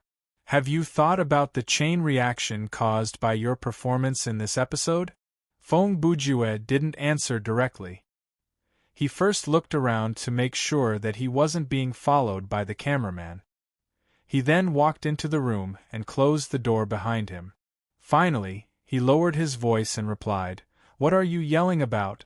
I know what I'm doing. What do you know? And Yuechin said in a slightly annoyed tone. Do you think I don't know? You knew that Night Fire was going to make it to the finals, so you wanted to mess with him, right? As she spoke, she returned to the sofa and sat down next to Ryu. Do I look like someone who has nothing better to do? Feng Bujue spread out his hands and replied with an innocent look on his face. Of course you do, the two on the sofa said in unison. The two of you have only known each other for a few hours, but I didn't expect you to be in cahoots with each other and target me. Feng Bujue made a strange expression and took half a step back. Rua Yu raised her phone. We have already exchanged email addresses, and Yuechin also raised her phone. And some information about you. Both of them looked very calm, but their auras were as deep as the abyss, and their intentions were obvious. Feng Bujue instantly had a very bad premonition. As long as you let me live, we can still be good friends. Brother Ju replied seriously. Sigh, okay, stop talking nonsense. I know you must have some plan. Rua Yu sighed. But you better not go too far. If you can't restore your image and popularity by the end of the show, Yuechin added, then I can't help you. Wash your neck and wait for our editor-in-chief and higher-ups to come looking for you. Don't worry. Feng Bujue leisurely came to the sofa on the other side of the room and sat down. He looked at the TV screen on the wall. I will give everyone a satisfactory answer. When there were only 20 minutes left for the finishing touch, Feng Bujue strolled back from the lounge. During this time, he had basically spent his time playing with his phone and chatting. Everyone else was reading and writing furiously. To be honest, everyone present had already given up on the idea of making him cooperate with the recording. So when he said to the director that he was going backstage to take a break, Fei Ran did not stop him at all. Yo, Oscar, the audience interaction segment is finished. After Feng Bujue returned to the stage, he did not return to his seat.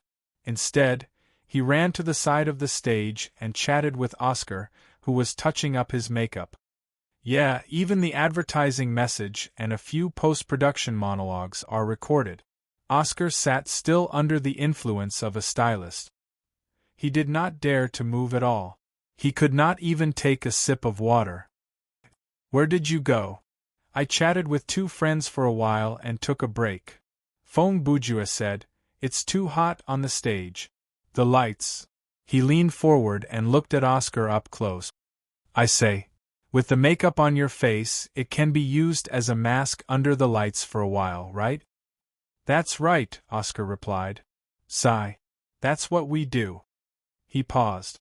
By the way, Bujue, even if you don't care about the result, it's not so good for you to be like this. His expression shifted. Last time you came, you used the excuse of "I don't like the book," and did not write a single word in the third round. This time, you didn't even read it. I've already read it. Feng Bujue interrupted him. There's no need to read it again. Huh! Oscar was startled. Feng Bujue instantly explained with a smile. Ha! It's like this. I've read the novel that I got a long time ago. 1 hour ago, I spent 10 minutes to remember the content of the book through the outline and came up with a final chapter. He shrugged. Based on my estimation, I can finish this chapter in 15 minutes. So, I decided to go backstage to take a breather and organize my thoughts before coming back to finish it. Ha! Oscar also laughed. That does sound like your style. For those who don't know me, they'll think I'm being very arrogant, Feng Bujue said. Of course, who knows what you're doing? Oscar replied. Oh, by the way, I'm here because I have a favor to ask of you. Feng Bujue then added, after the recording here is done, can you give me the voiceover interview first? He paused for a second before adding, because I wish to go back as soon as possible. Oh, it's nothing, Oscar said. I'll inform the director in a bit. That's great, thank you, Feng Bujue said politely. Then, I'll be going back to my seat. Hurry up and go. Be careful, Oscar said. Brother Bujue smiled and turned to leave. Oscar looked at his back and thought, one moment, he's so aggressive, and the next, he's so friendly. I really can't read you. Welcome back to I Am a Writer, Resurrection Night. After the countdown ended, Oscar returned to the stage and started to perform before the camera. Let's skip the small talk and welcome the unveiling of the finishing touch. He quickly walked to contestant number 1's seat and said, based on tradition, we will start with contestant number 1. The rest of the announcement was done step by step. The contestants' chapters appeared on the big screen one by one, and next to them was the outline of the work that was being continued. Along the way, Oscar joked, and at the same time, he gave his compliment. He was indeed a master at creating the atmosphere. At the climax of the show, there was not even a minute of silence, and the articles written by the writers were indeed of a high standard. Of course, compared to the standard of, I am a writer, feel free to criticize, it was still a little lacking. After all, this was the resurrection contest. In terms of the writer's ability, they were naturally not as good as that episode's lineup. About 20 minutes later, Oscar finally arrived at Feng Bujue's seat for contestant number 6. Then, let us take a look at contestant Bujue's performance in this round. When Oscar said that, the content that Brother Ju wrote in 15 minutes appeared on the big screen. Our main character has died just like that. That was the first sentence of Feng Bujue's final chapter. After many people saw that, they wanted to curse because they had a hard time imagining what the rest of the chapter would be about. But actually, this was not Brother Ju's fault. The book that he continued to write was, in essence, a lousy work. In the previous chapter, the original author had indeed written the main character to death. Even though the author's writing was not bad, and he made the main character's death quite tragic and touching, it could not hide the fact that it was a sudden death. After he finished the part where the main character died, he abruptly ended the chapter and stopped writing. It had to be said that the envelope that Feng Bujue randomly received was indeed scary. The novels that the others drew either had lukewarm plots and were only halfway developed, or had such a huge plot that the original author couldn't control it after writing it for a while. Only his novel. The author didn't forget to stab the main character in the back before he dropped it. Technically speaking, this could not be considered an unfinished novel anymore. It was a half-finished and half-unfinished novel that did not have any chapters. However, Feng Bujue still managed to finish a decent chapter in 20 minutes. As the main character of a novel, he sure is sad. In fact, it makes me want to laugh. He still has so many things that he has not done, so many dreams that he has not realized, but he has ended it just like that. At this point, the audience still had a suspicious attitude. They had no idea what was going to happen next. But perhaps this is his fate. Along the way, he has brought us many smiles and tears. His success has made us happy, and his failure has made us pity. His courage has made us admire him, and his cowardice has made us introspect. He struggles in pain and grows in adversity. He swings like a clown, moans like a patient, thinks like a saint, and is greedy like a beast. He is noble, yet unbearable, smart, yet stupid, single-minded, yet affectionate. He lives like a madman who contradicts himself, just to make us laugh. But when we peel off the surface and look again, he is just a person who lives in our imaginary world. The meaning of his existence is just for our amusement. One day we will forget him, just like we have forgotten many other characters. Death is not his ending. His ending is no different from the other main characters. He will be forgotten. At this point, there was a paragraph break. Do you know about salmon? When they were still fish eggs, humans and some big birds turned them into a delicious meal. Those that were lucky enough to survive drifted and grew in the ocean. When they matured, they would migrate upstream, trekking thousands of kilometers to return to the water where they were born. They crossed waterfalls and dams, jumping and advancing against the current. They escaped the claws of predators and crossed the endless current. They were wounded, but they moved forward bravely. After many difficulties, they finally arrived at the calm lake, where their mother laid her eggs. Then, they used the last of their energy to give birth to their offspring and end their life. It was a short and difficult life that was full of hardships. Their corpses would become food for other animals, and their remains would become nutrients for trees. And their offspring would follow in the footsteps of their parents and complete their life's mission. They knew that the end result was death, but they still followed this journey. Just like the main characters of countless novels, they came and went, playing out scenes of ups and downs in front of us, but in the end they would still be like the salmon. In just a few years, they had finished this short life. To them, this period of time before our eyes is all they have. The death of the characters was not the end. The end of the story was their rest. So, although our main character still has a lot of things to do and a lot of dreams to achieve, as long as we remember him and remember the feelings he once brought to us, he did not live in vain. Even in the face of death, he would not hesitate and die without regrets. Chapter 595. After Feng Bujue's essay was revealed, the room fell silent. Perhaps the audience was hesitating. Should they give this man who had been messing around the whole time a round of applause? In a way, Brother Ju's sudden seriousness during the last round made the audience feel even more annoyed. If he had been messing around all the way, it would have been fine.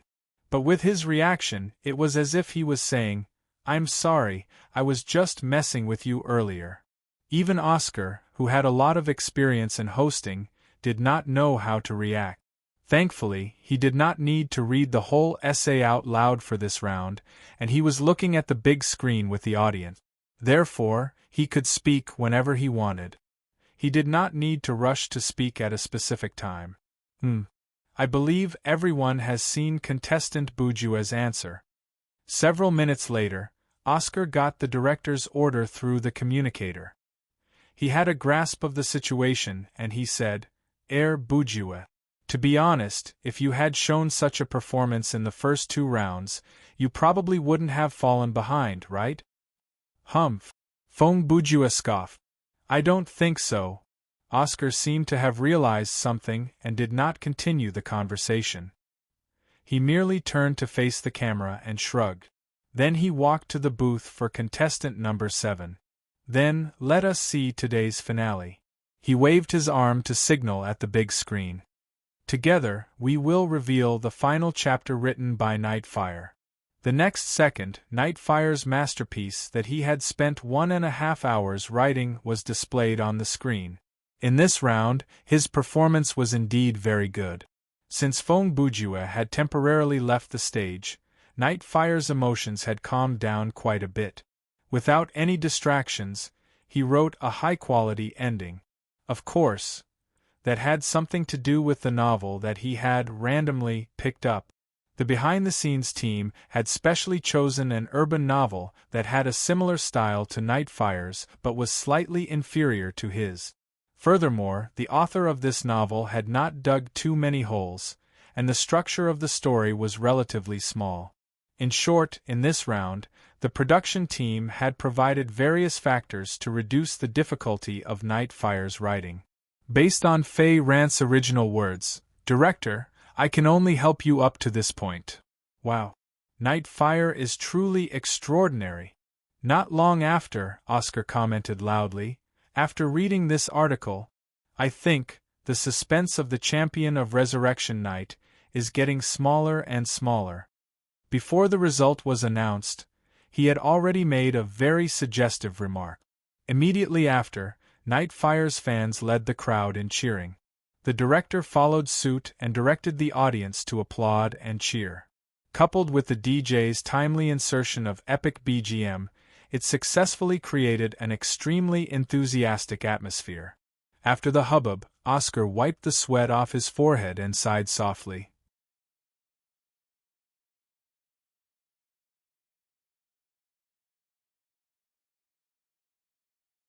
His answer was quite clever, and he even added some words to please the audience.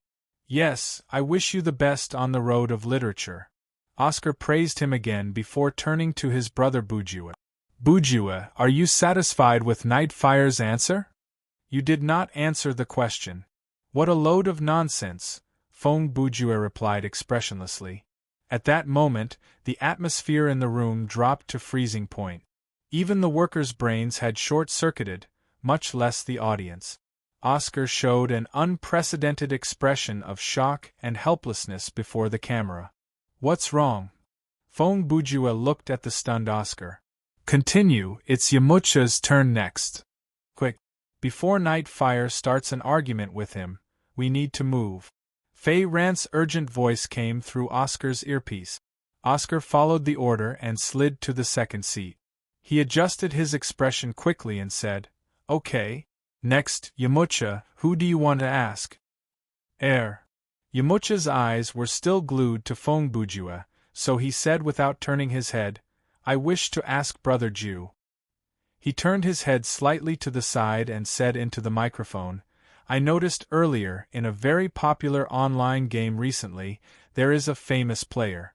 His ID is similar to your pen name, and he also looks—" "I have no comment."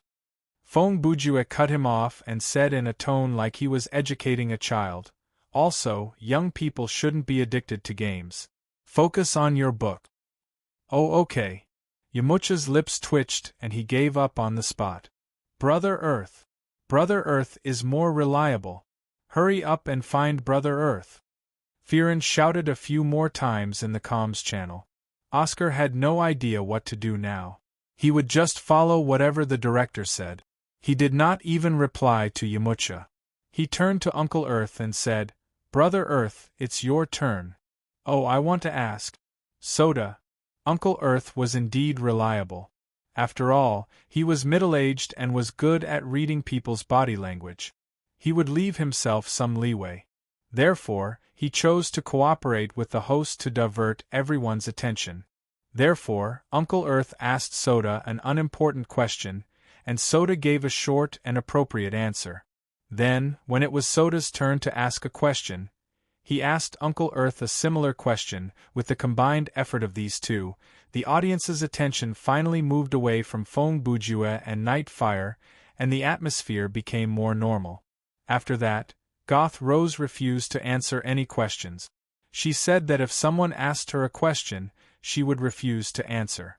Then, it was Bandit General's turn. "I also want to ask." "Nightfire." Bandit General turned around with a smile and asked Nightfire, "Did you enjoy today's competition?" Other than Nightfire, Bandit General was obviously the one who cared the most about this revival competition. At the start of the competition, he used his words to mock Nightfire's cheating. But that was it.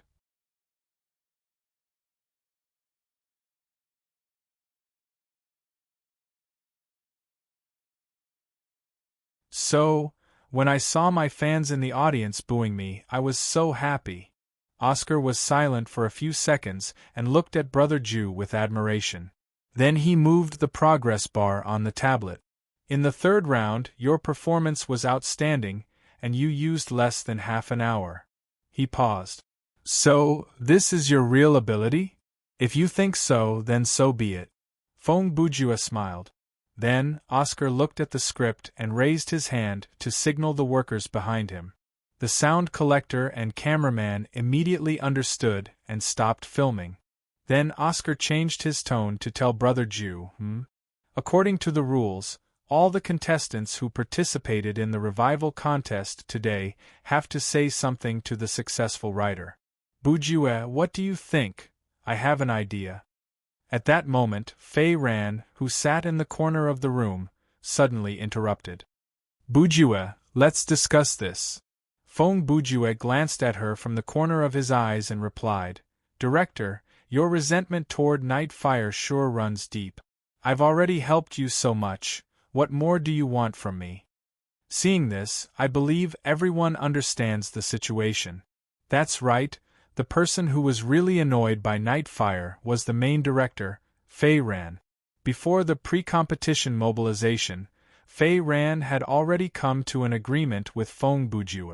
These two treacherous fellows had secretly conspired to direct today's drama, and Night Fire, who had a guilty conscience, could only gloomily accept it. The evening of the 8th of June, Fong Bujue's home. Brother Jew looked at the group of people in the living room and said in a helpless tone, You bunch of people, don't you need to go to work tomorrow? At that moment, Li Ruoyu, Wang Tanji, Gu Shaoling, and Yueqin, Bao Qing, the landlord, Auntie Lu.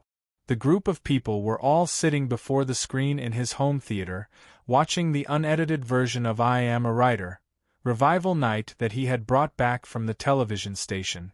It's rare for your house to have guests, you should be happy. Ouyang Rua held an apple and walked over from the kitchen. She stood next to Brother Jew and said, By the way, why are there underwear in your fridge? Fong Bujue slowly turned around to glare at the litigation stick. None of you really treat yourselves as outsiders. He snatched the apple from Ouyang Rua's hand. I haven't asked you yet. Why are you here to join the fun? I called him on the way here. An Yueqin, who sat not far away, raised her head to say. Ouyang Rua added, In other words, I, the professional, am here to see whether your actions in this episode will be enough to warrant a lawsuit.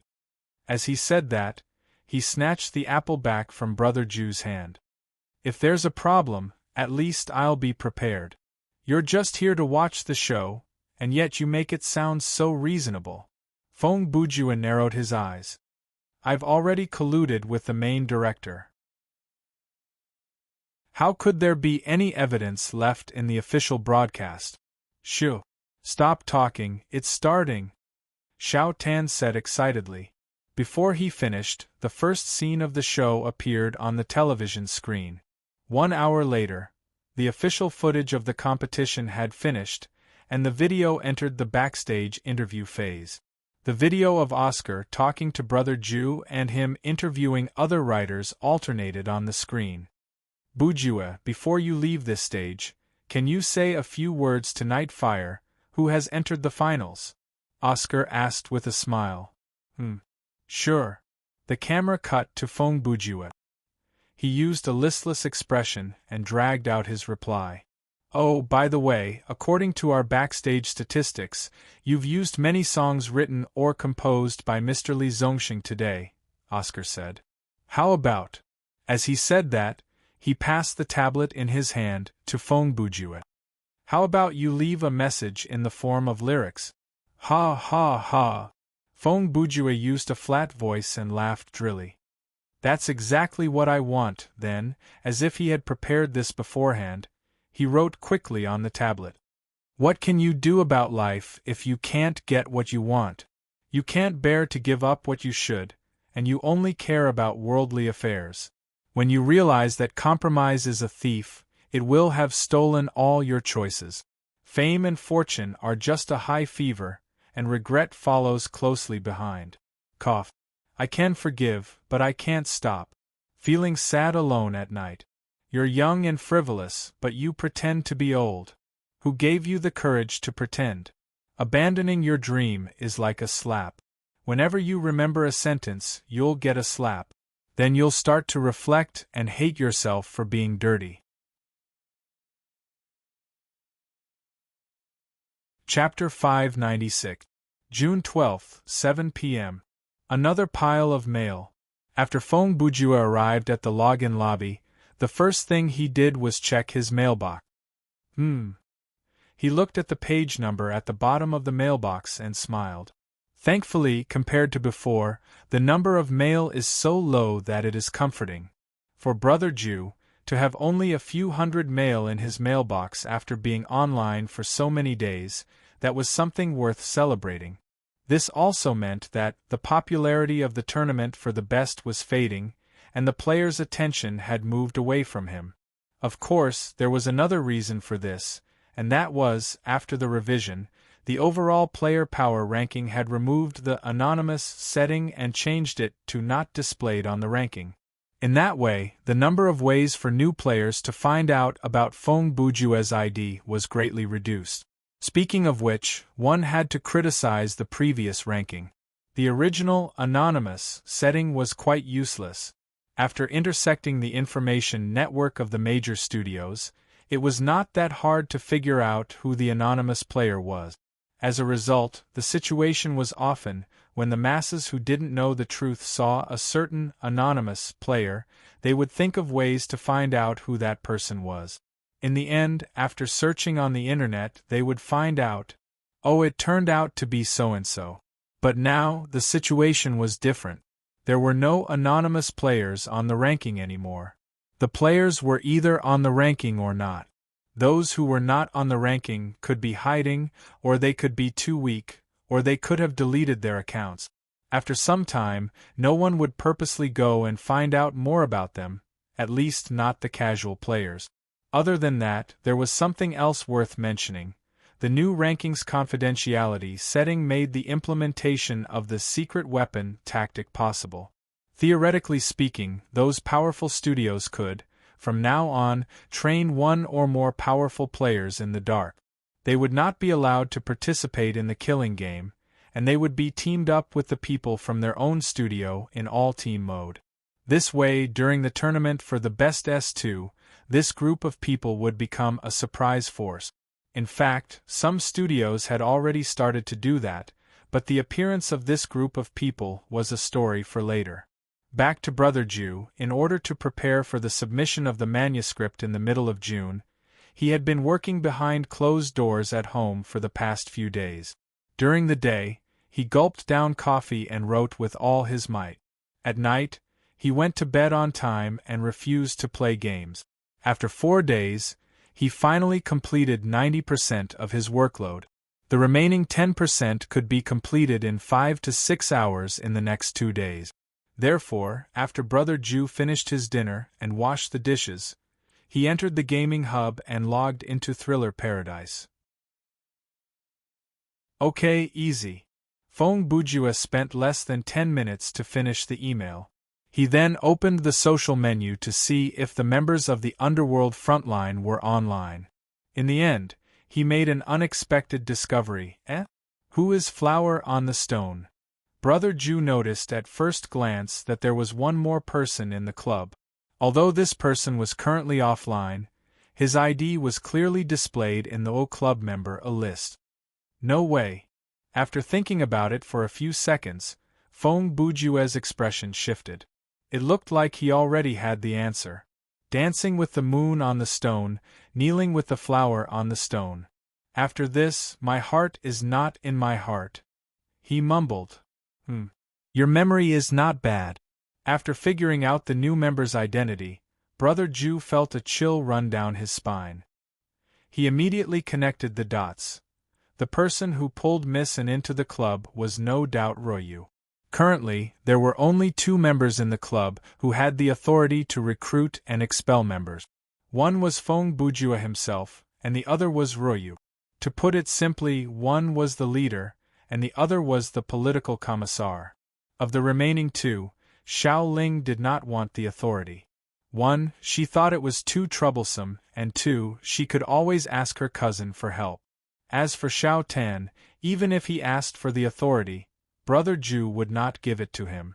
If he had to ask why, Brother Ju would have used some weird reason like, "You are the bottom," to give him a domineering answer. These two girls. Feng Bujue paced back and forth in the elevator alone. He mumbled to himself, "Their relationship sure is developing fast. This kind of atmosphere of regret for not having met earlier. This is not a good sign." He hesitated for a while, but he could not come up with a solution. It looked like it was inevitable that he would be monitored by his boss. Thankfully, he had not been online for the past few days. He appeared to be working hard and had no time to play games. Even if he ran into his boss that day, he could confidently say, "I've already finished the draft." Sigh. How come I feel like a primary school student? The subtext seems to be, "I have finished my homework, so I can play now, right?" With that in mind, Feng Bujue could not help but think to himself, after some time, "I will enter the rebellious phase and turn into leave me alone. Or else I'll die in front of you." Brother Ju shook his head and chased the messy thoughts out of his mind. "TSK. I don't care. A literary giant knows when to bow and submit." He mumbled to himself as he walked into the storage room. How did Han Xian get here? How did Go Jian get here? How did Sun Bin get here? Sima Qian. Forget about that. He walked to the storage box. In any case, I'll just take it one step at a time. As he spoke, he took out all his puzzle cards from the storage box. There were a total of 7 puzzle cards: strawberry, banana, toilet bowl, ping pong, father, spider, and countdown. Then, he went to the login lobby and entered the market. Feng Bujue's target was none other than the puzzle card trading house.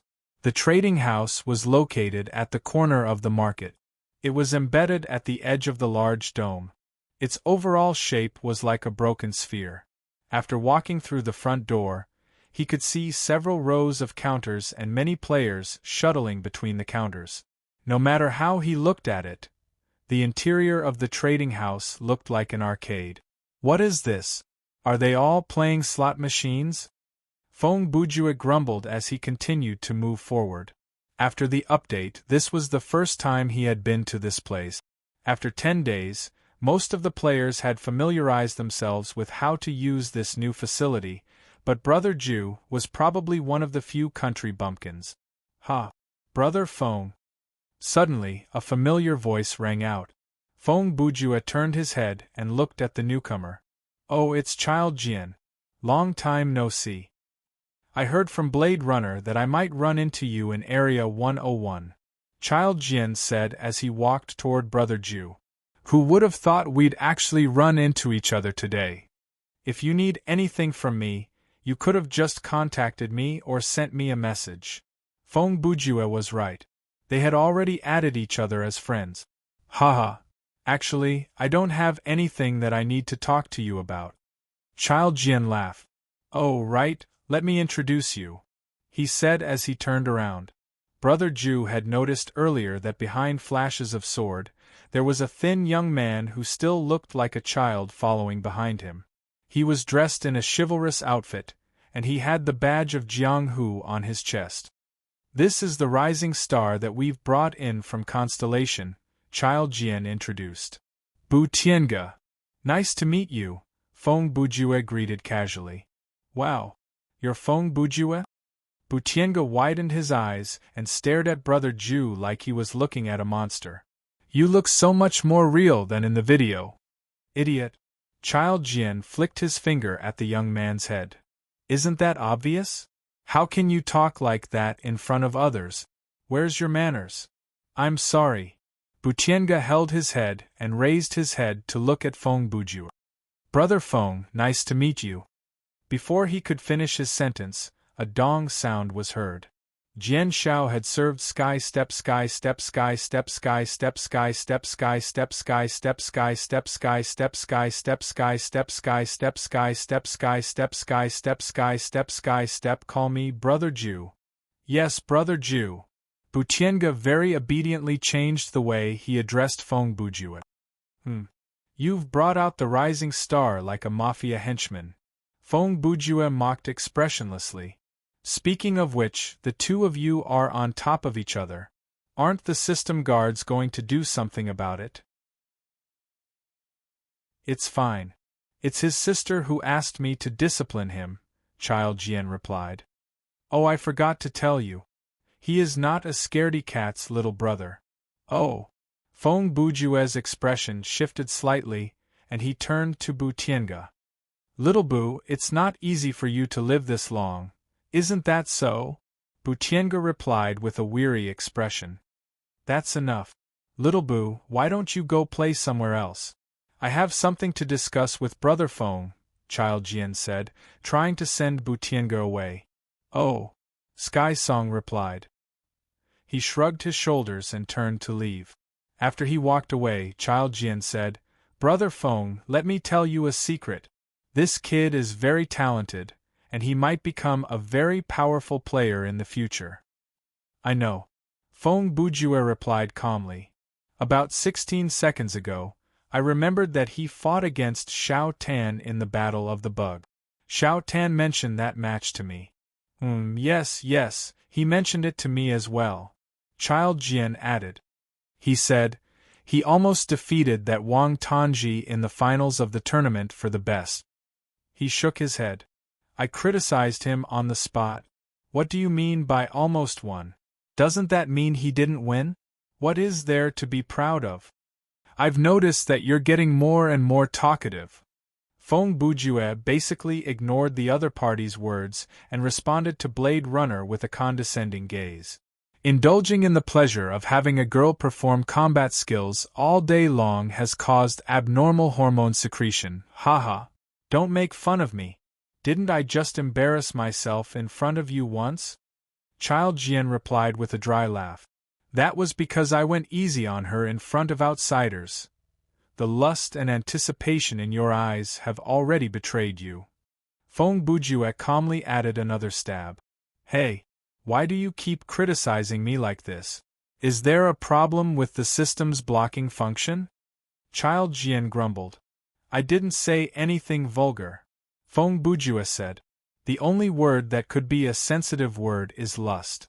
Since it wasn't blocked, it means that the system agrees with my point of view. In terms of verbal skills, Child Jian was naturally no match for Brother Jew. He soon became angry. TSK. Forget it. What's wrong with that? I'm just too happy. Ah. He spread his legs, put his hands on his hips, and laughed loudly 3 times. Feng Bujue was silent for 2 seconds. Fine. He sighed. There's something I want to tell you. What is it? Child Jian asked. When you said, I criticized him on the spot, you're not a scaredy cat walked into the hall. When Feng Bujue said this, his gaze moved to the back of Child Jian. When you said, what is there to be proud of? She walked over to you with small steps. He paused. Then, she stood behind you and listened to our conversation. Now, her eyes don't look too good. When Flashes of Sword heard this, he swallowed with difficulty. His face was blanched, and he slowly turned his stiff neck to look behind him. A few seconds later, a smiling face appeared in young Master Jian's line of sight. This was an expression that not a scaredy cat rarely showed. The curl of her lips could not hide the murderous intent in her eyes. Butianga looked at Child Jian with pity. I wanted to remind you, but Big Sister wouldn't let me. Blade Runner's lips twitched, and he turned to look at Feng Bujue. Why? This is a rare opportunity, so I'll give it to you. Feng Bujue opened his arms and smiled wickedly. Huang Fu Mingkong.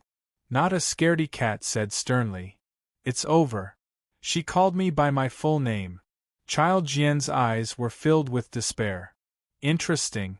Shouldn't you add, Do you dare answer if I call you by your full name? Feng Bujue laughed with schadenfreude. Come to my meeting room. I need to talk to you. Not a scaredy cat did not waste time. She grabbed Child Jian by the collar and dragged him out. Ah, the mountain is high and the river is long. The road ahead is endless. Goodbye, my friend. Goodbye. Goodbye. Feng Bujue waved his hands and sang as he watched Child Jian's back disappear into the distance.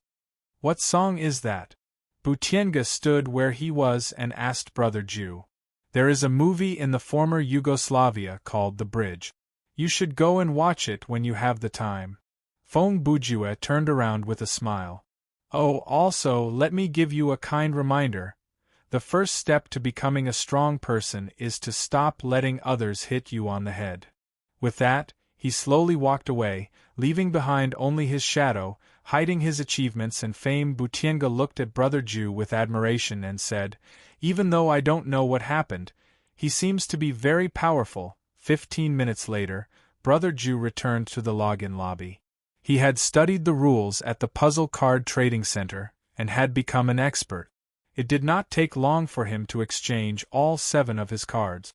The 7 cards he had brought back were Puzzle Card Sheep *2, Puzzle Card Bull, Puzzle Card Scorpion, Puzzle Card Crab, Puzzle Card Fish, and Puzzle Card Lion. Obviously, Feng Bujue wanted to form a deck that was the 12 zodiac signs. Now that he had a basic idea, he had a targeted and purposeful change in cards. After all, it was done through the counter at the trading center, so there was no need to bargain.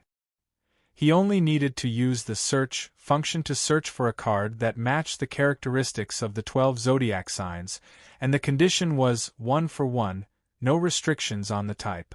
Then, he could confirm the operation. There were 2 types of players who listed their cards at the trading center.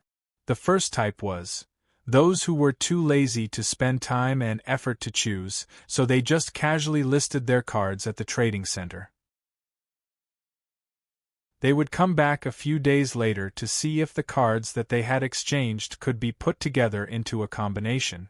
The second type was those who already had a combination plan, but did not find the type of card that they wanted to exchange for, so they took some useless cards and listed them there with a condition, hoping to exchange for a specific card. Feng Bujue was the type of person who only had 7 cards in his hand, but already wanted to form a 12 zodiac card combination. However, Brother Ju also understood that with his current number of puzzle cards, it was still too early for him to complete the 12 zodiac signs set.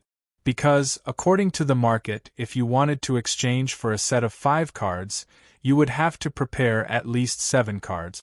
If you wanted a 10 zodiac card combination, it would be best to prepare around 15 cards. This was a very simple logic. Who would not want to form a multi-card combination? However, the further one went, the more difficult it would be. For example, this 12 zodiac signs set, when you only had 1 or 2 cards left, there would not be any left in the trading center. What could you do? The only way was to hang your card and wait for someone to take the initiative to exchange with you. However, if you chose to exchange for a specific card, the other party might not be willing to exchange 1 for 1. Therefore, people who wanted to exchange for a specific card would usually hang 2 cards that they did not want and exchange 2 cards for 1. There was a reason behind this. Maybe something that was useless to you was something that another person could only wish for. All in all, there were many ways to do things at the Puzzle Card Trading Center. If one had the patience to hang there all day and play well enough, in theory one could exchange more puzzle cards. After becoming a card tycoon, one could do some offline trading and make a profit. This was because there was a type of player called the nouveau riche in this world. As long as one had money, forget about a 12 zodiac card combination. What was the harm in gathering the 108 generals of water margin? They just needed to put up a quest on the trading center, and based on the price of each card, it was only a matter of time before they collected all the cards. The space in my storage is starting to run out. When Feng Bujue was saving the cards, he looked at his box that only had 10 storage slots. Jazz shoes will eventually be destroyed, but Poker Man's Hero ID card will probably take up 1 slot. I don't have much space left in my inventory. It's not appropriate for me to carry a bunch of puzzle cards in my pocket. Lin Sanju shook her head and said. With that in mind, Brother Ju made up his mind. He summoned the storage box's operation window and bought 5 storage slots through the shortcut. Similar to the price of the inventory slot, the storage slot's price was 1 million game coins per 5 slot. This money was going to be spent sooner or later, so he might as well make use of this opportunity. What if he was rewarded with more puzzle cards the next time he exited the scenario? That would be awkward. Okay. Feng Bujue looked at the game coins that disappeared from the menu and turned to walk toward the elevator. It's time to earn some money.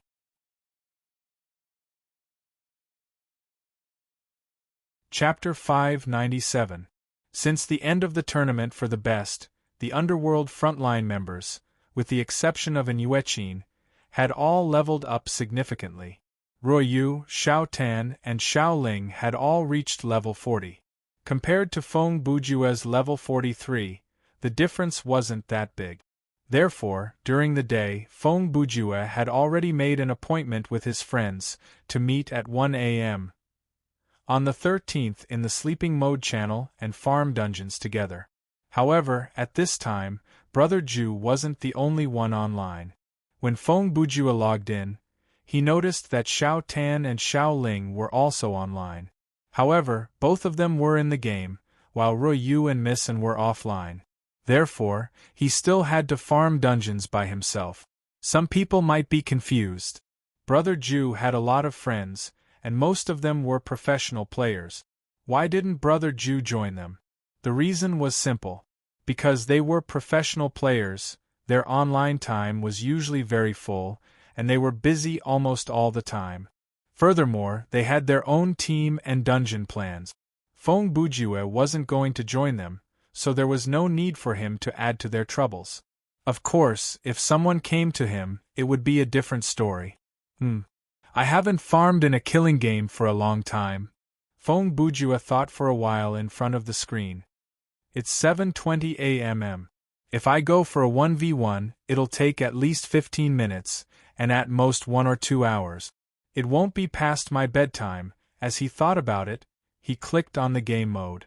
Before Brother Ju officially entered the queue, let's take a look at his latest status. Title: Hate Gatherer. Title: Ability: Furnace of Hatred EXP 2289414043000000. Skill points: 8614 game coins, 843300. Mastery: General Ability A, Workmanship C, Sleuthing D, Fighting A, Marksmanship C, Medic D, Sorcery C, Summoning C. Inventory: 1315 SCP 500 320. Compound Anti-Gravity Catapult, Miss Moxie's Bad Temper, Bell of Jean Gang, Life Points Recovery Potion, X5 Endless Grenade Magazine, WJQ. 308 Military Shovel, Indestructible Type. Dammit can hold down Mushroom X1, Deceitful Pocket Watch, Magical Soul Pivot, Invulnerable Blade, Chuck Norris Razor, Oxygen Pipe. Equipment: Death Poker, Sorcery Weapon, Echo Armor, Artemis's Embrace, Transplanted Alchemy Amplification Device, Void Tread, Phantom Madam's Caress. Storage Room, August 15th Jazz Dance, Puzzle Card, Sheep *2, Puzzle Card Bull, Puzzle Card Scorpion, Puzzle Card Crab, Puzzle Card Fish, Puzzle Card Lion, Poker Man, Hero ID Card. Skills Column, 1/12, Not So Hasty Repair, Spiritual Body Enhancement Technique, Modified, Alchemist's Persistence. Southern Dipper Flying Dragon Fist. Summoning Technique, Musashi Kogani, Jeppo Rankyaku's Sandstorm Transition Tri-Beam. Summon Technique, Masun Wild Ball Fist, Devilish Child's Kick. Unequipped Skill, Devil King's Inferno. Even though it had been almost 100 chapters, Brother Ju's attributes had not changed that much. The main reason was that his level had reached a high enough level that all his abilities had stabilized. For example, marksmanship and medic. Unless Brother Ju obtained a suitable skill in the future, he would not be able to train them even if he wanted to. Relying on normal marksmanship and drinking health potions, it would be hard for his mastery to change. However, that did not mean that he did not have much room for improvement in the future. In Thriller Paradise, after every 10 levels, a new beginning would be ushered in. If one thought that maxing out would be the end of the journey, one would be greatly mistaken. Currently, no one knew that after reaching the maximum level, there would be a wider world waiting for the players. Phong Bujua, level 43. Please select the game mode that you wish to join. You have selected Killing Game 1v1, please confirm. Confirmed. Generating scenario. Downloading, please wait a moment. Once the announcement was made, Brother Ju lost control of his body. White light flashed before his eyes, and then it was replaced by darkness. This time, the loading time was longer. Just as Phong Bujua was getting suspicious, an additional system announcement appeared. Special reminder. In the new update, the Terror Points rating mechanism has been removed from the 1v1 mode of Killing Game. This setting is still retained in the other multiplayer modes of Killing Game. The above announcement will only appear once. You can check the official website for more information.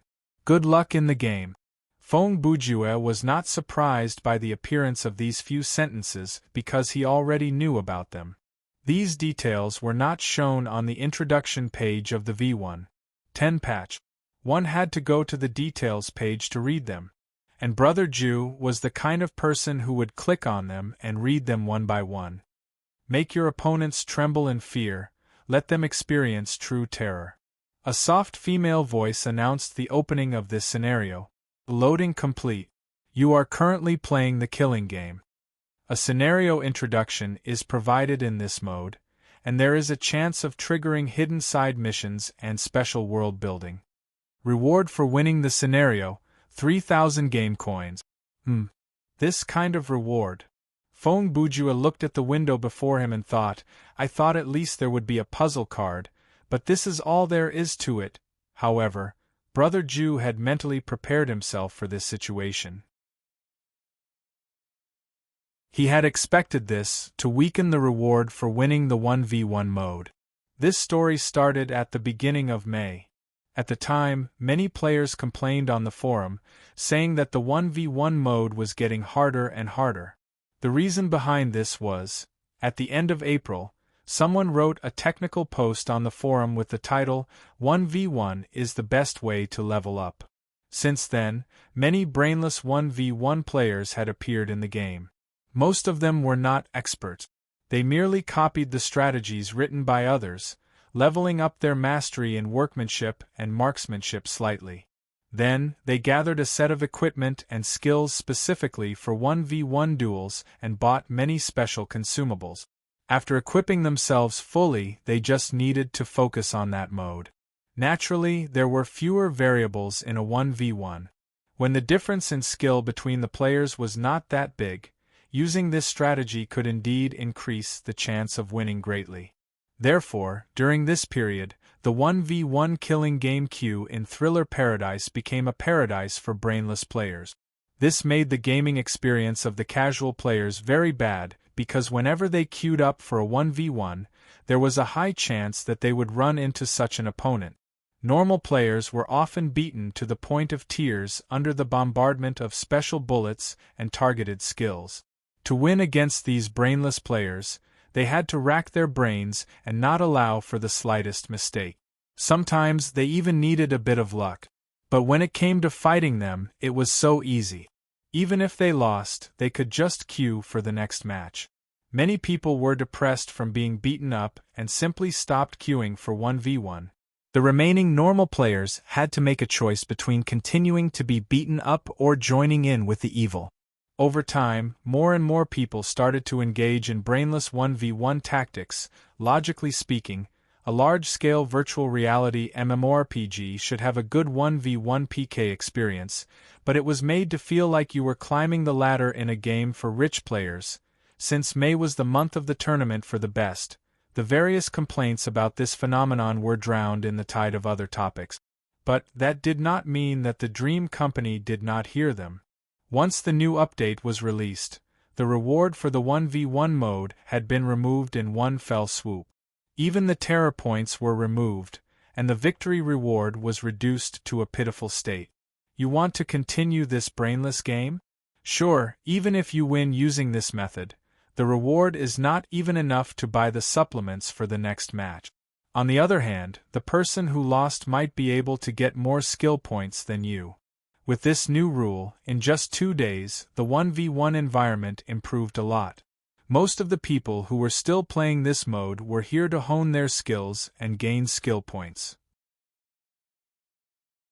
Situations where 2 people would go easy on each other had already been completely eliminated.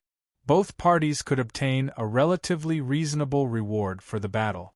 There was no doubt that there was praise for this change on the forum. Of course, there were also criticisms. Most of the criticisms came from the group of people who relied on the brainless method to get to level 30. After losing the method of 1v1, they soon realized that their gaming skills were horrible. Other than workmanship and marksmanship, which had reached C, they had no other mastery level. When they entered a team scenario, they became a burden and were looked down upon by others. But there was nothing they could do about it. Based on Woody's original words, the brainless phenomenon is easy to solve. From the perspective of motivation and cost, some simple adjustments can eliminate it. But those who are short-sighted and do not know how to reflect are hard to deal with. This is no longer the era where I can slice people up and flush them down the toilet. The scenario introduction is about to be played. The game will start immediately after. After reading the hint, the plot introduction slowly appeared. A powerful male voice rang out, and it was reciting along with the subtitles. Night, cold night, cold night. People, 2 silent people. Under the moonlight, before the flowers, beautiful scenery. However, this place is a scene of death. At this point, Feng Bujue's eyes lit up. He instantly realized that he was standing on the roof of a rather large ancient building. To be more precise, he was standing on the roof. His eyes seemed to be able to see through everything in this world. Her sword seems to be able to cut through everything in this world. Under the moonlight, only these 2 people remain. In this world, only these 2 people remain. Chapter 598. Important hint. Your inventory has been locked. Your sorcery weapon has been locked. Before the scenario ends, the only weapon that you can use is the sword that you are holding. All active skills other than fighting skills cannot be used. What? After hearing the strange introduction, Feng Bujue was greeted with yet another setting that was incredibly annoying.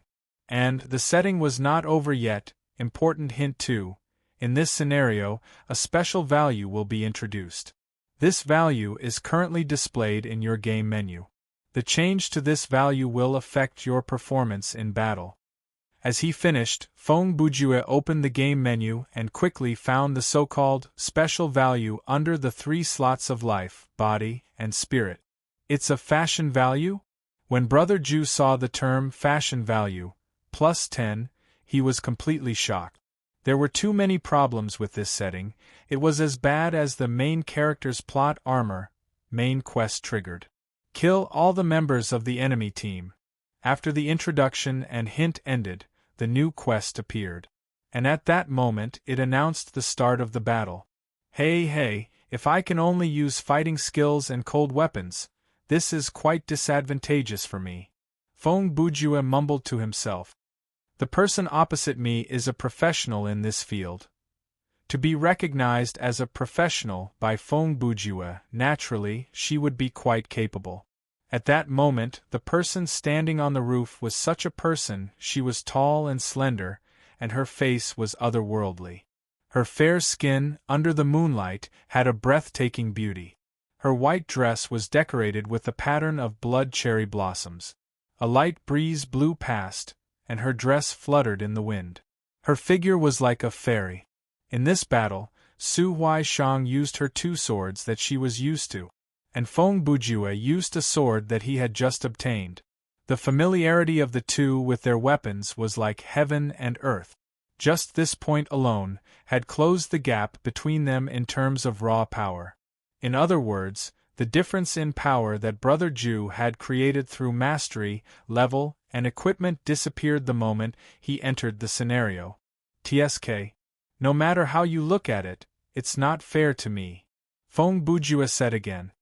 As expected of a goddess, even the system takes special care of you, Feng Bujue. At this moment, Su Huaishang suddenly spoke. Her tone was cold and calm. I have been looking forward to a rematch with you, but I did not expect this battle to come so soon. After Brother Ju heard this, he didn't say anything for a long time. After about 10 seconds, he replied, Do we have to fight? Su Huaishang chuckled, Heh? Why not? This isn't a competition, and no one is watching. Don't tell me you're afraid of losing?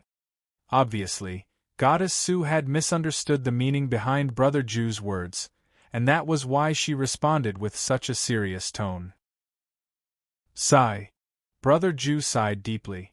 Then he slowly turned his body and placed the sheathed sword between his chest and his arm. He crossed his arms over his chest and struck a pose that was purposely chic. Wreckage flies in the sky, Du Wan Hua cries in the flowers. At the end of the year, if things don't go back, who will the moon mourn for? He did not want to do anything. He started to recite a poem and then turned his head to look at his opponent from the corner of his eyes. Su Huaishang, as the saying goes, the falling flower is willing, but the heartless brook is heartless. Huh! Goddess Su's face blushed instantly. Her heart was filled with shock, suspicion, anger, and even amusement. What's wrong with you? Why are you acting cool over there? Why do you make it sound like I'm going to throw myself at you? Before she even finished, Su Huaishang had already figured out what was going on. She immediately added, Oh, I know. Even though she was a few seconds late, she still understood Brother Ju's intention. You're trying to be fashionable, aren't you?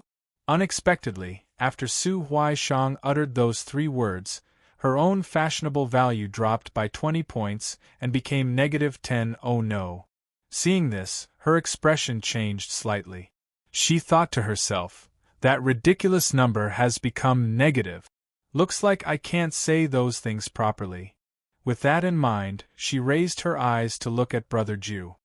But, if I have to do those stupid things like him to get my points, that's just too embarrassing. That's right, very embarrassing.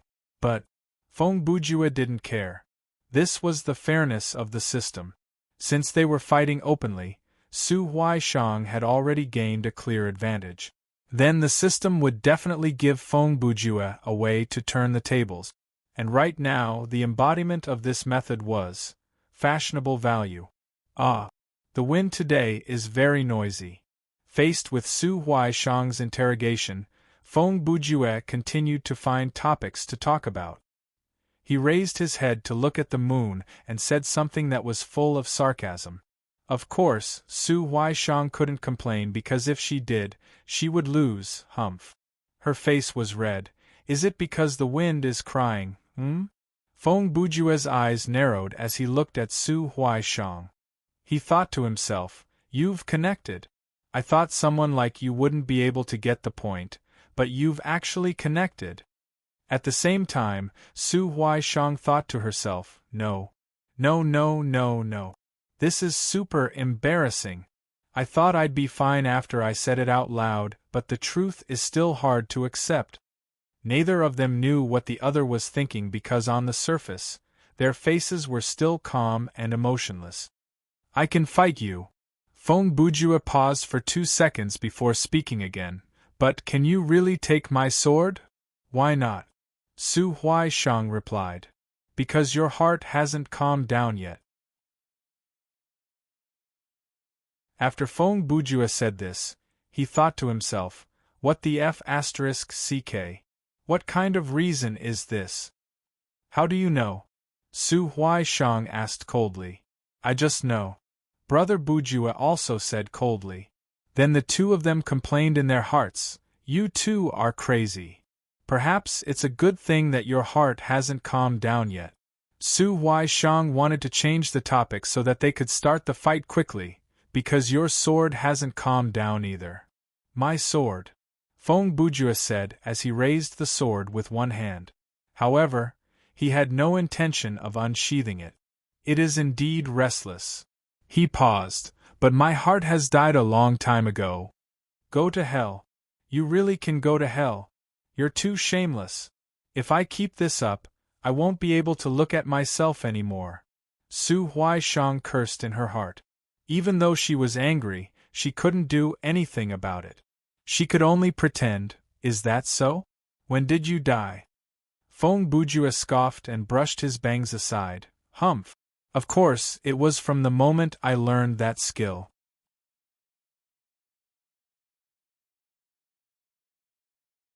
Chapter 599. Su Huaishang had no idea what the trick that Feng Bujue was talking about was, but she could basically guess that the man was just making things up. Humph. Is that so? Su Huaishang scoffed. Then, her hands fell on the blades around her waist. Why don't you show me what you're capable of? Her mind was clear. In terms of bullsh*ting, she was definitely no match for Feng Bujue. If this continued, the gap between their fashion sense would only grow bigger and bigger. Therefore, Su Huaishang's plan was to end this embarrassing conversation as soon as possible and start the fight as soon as possible. If it really could not be ended, then she would have to fight it out. Quite clever. On the other side, Feng Bujue also thought to himself, she knows that she is no match for me in terms of fashion sense, so she wants to start the fight when the gap between us is not that big. Feng Bujue's mind raced, and he soon came up with a solution. He slowly turned around and stood there proudly. Then he straightened his right arm and raised the sword before him. Very well, he roared powerfully. In the entire martial world, only you, Su Huaishang, would dare to say something like that. You've only been in this Jianghu for a few minutes, haven't you? I've only just entered this scenario. Su Huaishang could only say those words silently in her heart, and when she did, she had to maintain the cold and serious expression on her face. Of course, Feng Bujue was not done yet. In these few seconds, he had already constructed a complete story about Su Huaishang in his heart. It included her background, family, sect, learning experience, love story, and all kinds of strange things that happened in the martial world. If there was no accident, Brother Ju planned to tell this story for at least half an hour. But an accident happened. Ha ha ha ha. Ha ha ha ha ha. Suddenly, a burst of laughter came from the night sky. With the laughter, both Feng Bujue and Su Huaishang were slightly startled. They both thought that this scenario would be a simple encounter, but they did not expect there would be someone else there. After a clear shout, a figure jumped onto the roof. It was a man, a middle-aged man. He was dressed in an ash-colored robe and had a curly beard on his face. His appearance was very rough. He held a saber tightly in his hand, indicating his identity. He was a saber wielder. After the man stood still, he said to his brother Ju, "Your words are a little too full of yourselves. Who are you?" Feng Bujue was overjoyed at the unexpected turn of events and hurriedly responded. What an arrogant brat. You don't even know me, Liao Wu, the 100-catty saber of the northern frontier, and you dare to talk nonsense about looking at the entire martial world? In order to maintain his arrogant image, Feng Bujue cast a disdainful look at the burly man. Is this strange? There are as many nameless people in the martial arts world as there are hairs on a cow. What Tom, Dick, Harry, fourth brother, fifth brother? Do I have to recognize all of them? Liao Wu was instantly infuriated, and his eyes widened as he said, "What a young man! You don't know the immensity of heaven and earth, yet you dare to insult others." As he spoke, he held the sheath in his left hand and the hilt of his saber in his right. "Let me teach you a lesson on behalf of your master. Wait!" Suddenly, a woman's voice rang out, stopping Liao Wu's actions. As soon as the voice came out, so did the person.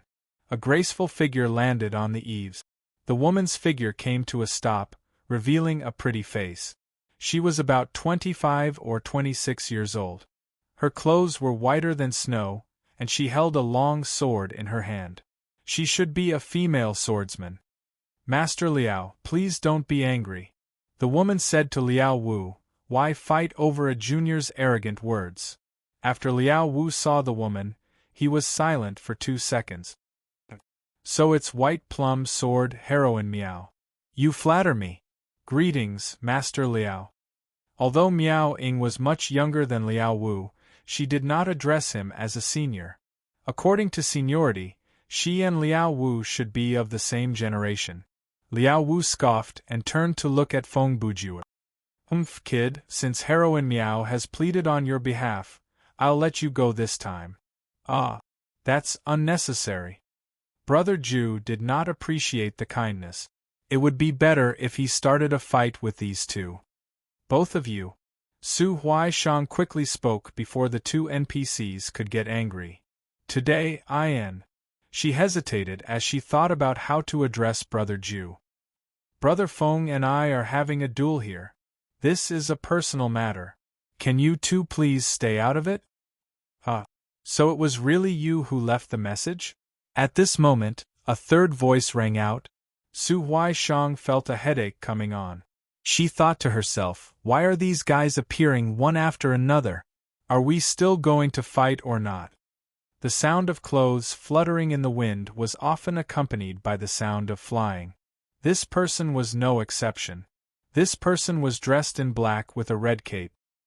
His hair was tied up neatly and his face was as clear as jade. He did not seem to be carrying any weapons. At least, he did not seem to be carrying any. "Tang Yuner, why are you here?" Liao Wu asked immediately. Why? If you can come, why can't I?" Tang Yun replied. "Those who have heard of that news must be curious." "What news?" Su Huaishang asked. "Of course it's..." Tang Yun stopped mid-sentence because when he turned around and saw Su Huaishang, his mind went blank. He had seen his fair share of beautiful women in his life. However, this was the first time he had seen such a beautiful female warrior. In Tang Yun's memory, only his own mother, the fairy of the clouds Mu Rong-yin, had such beauty. "What is it?" Su Huaishang asked again. It's..." Tang Yun had already forgotten the content of the previous question. "Ha ha ha ha!" Liao Wu guffawed again. "You stinking brat. You can't even remember your own name when you see a beautiful lady." Tang Yun's face turned red. Being laughed at in front of a beautiful lady, of course he would be angry. "Liao Wu, don't talk nonsense. Otherwise, I will." "What? You want to teach me a lesson too?" Liao Wu's hand was on the sword again. "Hey, my bad temper." At that moment, Feng Bujue was laughing to himself while Su Huaishang was shaking her head. It looked like, before they even started fighting, these NPCs that came out of nowhere were going to start fighting. A month ago, suddenly a fourth voice rang out. Someone used his amazing skills to control his sword and carved 16 words on top of a huge pillar in the imperial city. This voice was sharp, but Feng Bujue felt a sense of déjà vu whoosh. In the blink of an eye, another figure appeared. This person, without a doubt, was the most powerful of the NPCs that had appeared so far. He was the fastest and the quietest. When he spoke, his voice and breath were the calmest. Almost as soon as this person appeared, Liao Wu, Miao Ying and Tang Yun's faces were filled with shock and fear. They were all top-notch fighters in the martial arts world. They were not ordinary people. But in just one encounter, the three of them realized that this person's kung fu was unfathomable. In fact, it was unbelievable. On the night of the full moon on top of the Forbidden City. A sword from the west, a celestial from beyond the heavens. The voice continued, "Ha. At the time, I was still wondering who would have such courage and such kung fu to issue a challenge to someone in the royal city." He walked slowly towards Brother Ju. "But in the end, it was you." The man took a few steps forward and the moonlight illuminated his face. When Feng Bujue saw his face, he smiled and saluted. "Feng Bujue greets Eunuch Chao." "Oh God!" Su Huai Shang chanted God's name in her heart. "What kind of development is this?" "Ha. It's been 30 years, Master Feng." Chao Xian looked up and down at Feng Bujue. "How have you been?" As soon as he said that, Feng Bujue understood. It had been 30 years since he last entered this universe. But there was a problem. Chao Xian did not look much older. He looked no older than 50. "I'm fine." Feng Bujue smiled. "Eunuch Chao, you look good as well. You are getting younger with age." "Humph." Chao Yen snorted coldly with his androgynous voice. "I was born a genius with an outstanding constitution. Moreover, 15 years ago, I achieved great success in the divine art and entered the celestial realm. For her to have such an appearance is not surprising." As he said that, he glared at Brother Bujue. "But you, Master Feng, you surprised me. Could it be that you are one of those immortal gods?" Ha. Feng Bujue laughed heartily. He bought himself a few seconds to come up with a lie. "I'm not very likable. The King of Hell doesn't want to accept me," he replied jokingly. Chao Xian was a smart man. He did not pursue the matter. He stroked a ribbon on the brim of his hat in a charming manner and replied, "Forget it if you don't want to tell me. I'm not interested anyway." With that, he turned around and glanced at the people around him. The three masters who were so confident a moment ago shivered when they saw Chao Xian's gaze. Only Su Huai Shang remained as calm as still water, unmoved. "Master Feng, if you want to find someone to fight, that's fine." Chao Xian continued, "If you want to fight in the royal palace." He sighed. "To be honest, that's fine." He pointed into the distance. "But why did you leave a message a month in advance?" He paused and said, "Do you know how much trouble this has brought to the imperial court? It's my fault for not thinking things through." Feng Bujue admitted his mistake. He did not want to make an enemy out of Chao Xian. If there was a survival guide in the wuxiao world, there would be a chapter titled "Don't Mess with Eunuch Chao." Sigh. "Fine." Chao Xian shook his head. "Fortunately, I was prepared so the news did not spread in the martial arts world. There are less than 100 people who know about this. There are more than 30 people who came to the royal palace tonight. However, only 3 of them managed to sneak in." As Chao Xian spoke, he placed his hands behind his back and looked at the 3 people. "The 3 of you are quite capable." His gaze was like a sharp knife, drawing a cold gleam in the night sky. "I know that if I sent a normal master from the imperial court, they might not be able to take you down. So, half an hour ago, I ordered all the imperial guards around here to evacuate. I am prepared to come here personally and start a massacre." At this point, the 3 of them felt their blood run cold. Chao Xian continued, "But I am very happy to see an old friend today." He smiled. "And this duel, I want to watch it." Liao Wu, Miao Ying and Tang Yun'er's emotions were on a roller coaster ride. For a brief moment they thought that they were going to die. But now it seemed like there was still a chance. "How about this?" Chao Xian said as he walked over the roof and stood beside the 3 people. "When they are done, I will send you out. But the condition is you will never tell anyone about what happened today, or else." Before he could say something like, "I will wipe out your entire family," the quick-witted Miaoing had already said, "Thank you for not killing us, Senior." Tang Yun'er also saw the wind and quickly cupped her hands. Thank you, Senior. Liao Wu was also terrified now. He stammered, Thank you, eunuch. Chao Xian nodded in satisfaction. Actually, he was not a homicidal maniac. What he needed was the feeling of being respected. To be honest, when one reached Chao Xian's level, there were not many things he wanted. He had peerless martial arts, money and power. He could not afford women, but he had taken in many godson. The only things that could make him happy now were his vanity and pride. The main reason why Chao Xian had a good impression of Feng Bujue was that he did not see any discrimination in Master Feng's eyes. This kind of respect was much stronger than the respect due to fear that he was used to. You children of the martial world only know how to enjoy the show, but you don't know that there will always be someone better than you. Chao Xian continued. 30 years ago, during the Chong Lin tournament, Lin Chang's shapeless and formless dharma was unparalleled. Even Yi Cheng and Xie San were defeated by him. The so-called One Family, 2 pavilions, 3 factions and 4 clans were nothing compared to him.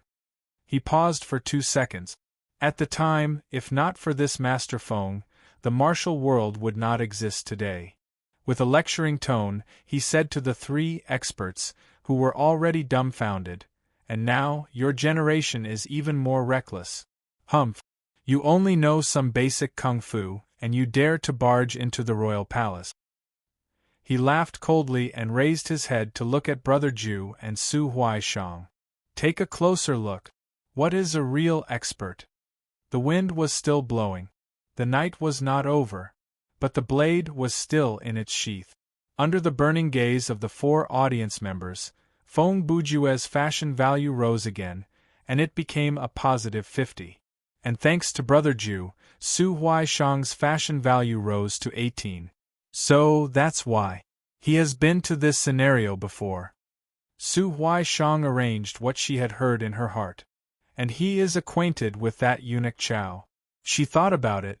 Thankfully, the background of this killing game is a duel, so the NPC probably won't help him directly. At the same time, Brother Ju was thinking, so that's why. It's this world. This universe does not have Yi Gucheng or Shi Menchueshua, so the setting has been applied to us. His eyes moved slightly to look at the sword in his hand. The skill that I mentioned just now fits the description of Flying Fairy, but how would I know how to use it? Quick, make your move. Feng Bujue. Su Huaishang yelled as she unsheathed her blades. Now that there was an audience around them, it was much more efficient to gain the fashion value. If this continued, it would not be good for her. Before I make my move, I have one more thing to say. Feng Bujue said coldly. TSK. Damn it. Su Huaishang grumbled internally. But she still had to put on a cold expression and said, Speak. What should I say? Feng Bujue wanted to drag this out and gain some fashion value, so at that moment, he was thinking, how about I say I love you to disturb her emotions? She won't report me for sexual harassment, right? His mind was filled with ideas like that. Wait a minute. As a popular idol, Su Huaishang has heard at least 800 if not 1,000 love confessions. This one is not that damaging. He then thought, unfortunately, I am not a girl, or else I could say, I am pregnant with your child, or something like that. Sigh. Or I could just say that I took a dump on my pants. But when the words reached his lips, they were swallowed back by Brother Ju. He thought to himself, that won't do.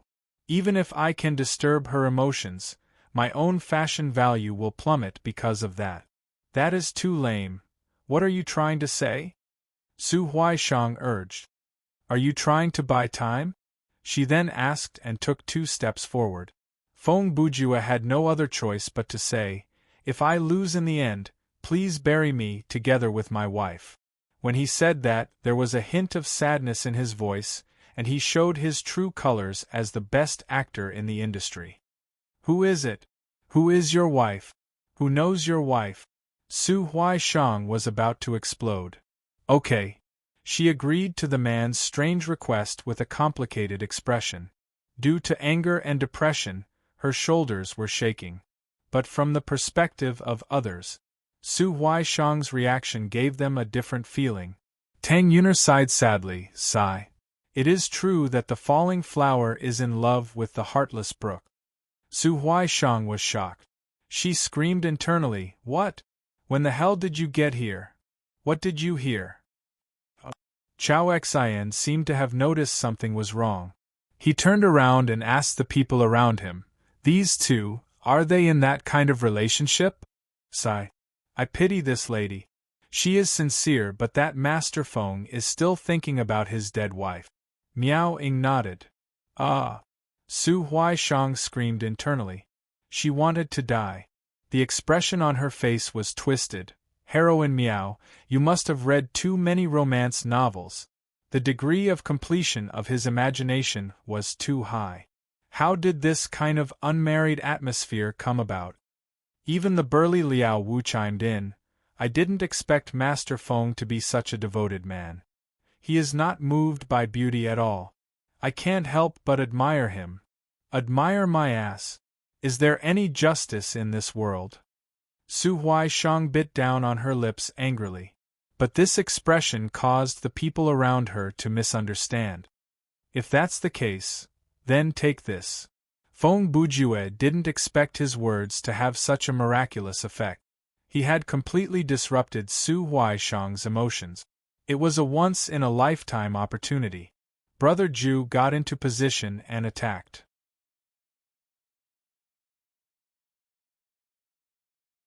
Chapter 600. Ha! Feng Bujue yelled softly and kicked. His body shot through the clouds. With a hum, the sword left its scabbard and glinted coldly. 9 heavens hanging blade. Using the sword's skill, Brother Ju used his clear voice to chant in the air. Moon in the sky, another poem? Su Huaishang thought to herself, Are you addicted? Feng Bujue performed various meaningless sword moves in the sky as he improvised a poem. Above the ethereal mortal world, flying deity breaking the heavens. The poem contained the words heaven, outer space, flying, and immortal. Combined with his performance, the poem's stylistic value was off the charts and reached 120. With this stylistic value, even a simple thrust of the sword would be incredibly powerful. Feng Bujue saw the time was ripe, so he used Jeppo and charged down from the sky towards Su Huaishang. Su Huaishang had faced off against many swordsmen in the game, and she was quite good with a sword as well. Therefore, she could tell with one glance that Brother Ju's moves were just for show, and they were the amateur kind TSK. That is not even a skill. Su Huaishang thought to herself. He doesn't know how to use a sword and he is still acting. She knew what she was doing, so she acted decisively. Facing the flying immortal, Su Huaishang did not evade. She drew both her swords and responded with a skill. Northern Cross Sparrow. Su Huaishang's face was red as she yelled out the name of the skill. She had no choice. That was how the scenario was set. If she yelled it out loud, it might be more powerful. Chi. The frosty white cross flew into the sky and clashed head-on with Feng Bujue's heavenly fairy. Brother Ju was already prepared. Almost at the same time the man attacked, his feet took 2 more steps in the air. These 2 Jeppo, moonwalk, allowed his body to bend to the side like a bolt of lightning, changing the trajectory of his downward charge and narrowly avoiding the oncoming blade aura. I knew you would use this trick, Feng Bujue thought. Using an ice elemental long-range attack to stop me. Be it in terms of speed, power, or attack range, it is perfect. Unfortunately, you and I have already crossed swords once, and the time difference calculation is more than enough. As long as I am prepared, long-range attacks will be useless against me. So, you managed to dodge it. At that moment, Su Huaishang's chilling voice suddenly appeared in Brother Ju's ears. I knew you would dodge it. So, she had predicted Feng Bujue's dodging method. The northern heaven-cross sparrow was only a feint. After she unleashed her blade, Su Huaishang herself had already leaped forward and followed closely behind the blade. The sound of swords clashing echoed through the night. Feng Bujue reacted quickly. He quickly twisted his body and held his sword horizontally to block the two blades that were coming at him. Su Huaishang's attack did not hit, but she did not hesitate. She immediately changed her stance. The two swords in her hands came together, and she launched another wave of attack. Sword light and sword light intertwined in the air. The two figures hung in the air, exchanging blows. For a full 2 minutes, they did not show any signs of falling down. Tang Yuner, who was watching from the side, was shocked. She could not help but say, "What is this lightness skill? How can she stay in the air without falling down?" Using a saber to release chi and creating such a huge white light. Furthermore, his internal energy contained a shocking amount of mysterious ice energy. Liao Wu's outlook on life had been overturned by the northern heaven-cross sparrow. He had thought that he was one of the best swordsmen in Jianghu. He did not expect that the unknown swordswoman in front of him would use a skill that he had never seen before in his life.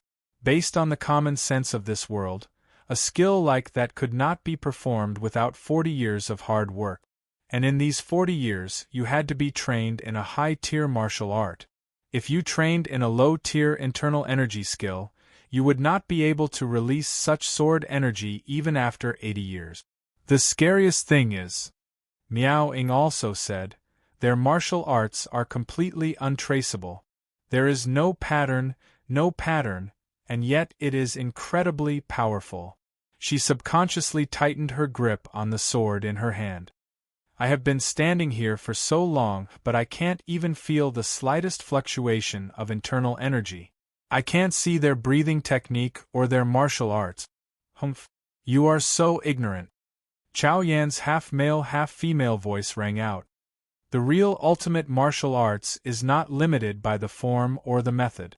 Only by breaking through all the rules can one reach a higher level. He was not bluffing, he really knew what was good for him. Eunuch Chao's cultivation had long since broken through the realm of martial arts and stepped into the ranks of mystics. His youthful appearance was the best evidence. You've been training day and night, but all you've done is cultivate your inner strength. But the things that he cultivates are many times stronger than his inner strength. As they spoke, the battle in the sky changed. Just as Feng Bujue predicted, in a close combat situation, he was at a disadvantage. Even though Brother Ju's combat experience and skills were much better than before, he was still far behind Su Huaishang. In terms of pure strength and speed, without using the body enhancement technique, he didn't have much of an advantage. Watch my dragon steps into the clouds. Feng Bujue saw that things were about to get out of hand, so he quickly feinted to knock his opponent away. Then he used the Jeppo to escape. Before he left, he didn't forget to come up with a cool and domineering name for his actions to make himself look fashionable. It's obviously the Jeppo. It's not like I haven't seen it before. Su Huaishang grumbled as she landed back on the roof. Even though she had fought Brother Ju for so long in the sky, in reality she did not have any flying skills. Earlier, she only used the momentum of Feng Bujue to stop herself in the air. This kind of technique seemed difficult, but it was easy for her. This was because Su Huaishang had a very powerful passive skill called Flying Swallow Step. As the name implied, this move could make her body extremely light under certain circumstances, so light that even a swallow could carry her. With the help of this skill, every time she pressed down on Brother Ju, she would be able to use the rebound force from his block to propel herself higher. In a way, this skill was even more convenient than Jeppo because it did not cost any stamina points. Of course, the effects of Jeppo and void treading could be activated by stepping on air, but flying swallow treading required one to find something to borrow strength from, so there was still a gap. I haven't seen you for half a month, And your strength has increased again, Feng Bujue said. If it weren't for the zero-time difference calculation, I would have been seriously injured in that round of fighting. He couldn't help but think of the killing game when he first met Blade Runner. He was also suppressed by Blade Runner's skillful fighting skills. It could be said that he was surrounded by danger. There's no other way. I'll just use my aerial advantage and use Rankyaku to grind down her HP. Feng Bujue made up his mind. He stopped in the air and kicked out 2 crescent-shaped slashes. Unexpectedly, bang, bang. Suddenly 2 palm-generated wind rose up and arrived with great momentum, intercepting his Rankyaku in midair and turning it into nothingness. Master Feng. Chao Qin flicked his sleeves and raised his head to say, "This is the roof of the royal palace, what are you doing?" Su Huaishang laughed out loud. Ever since she entered the scenario, this was the first time she felt so relieved. "That's right, Master Feng.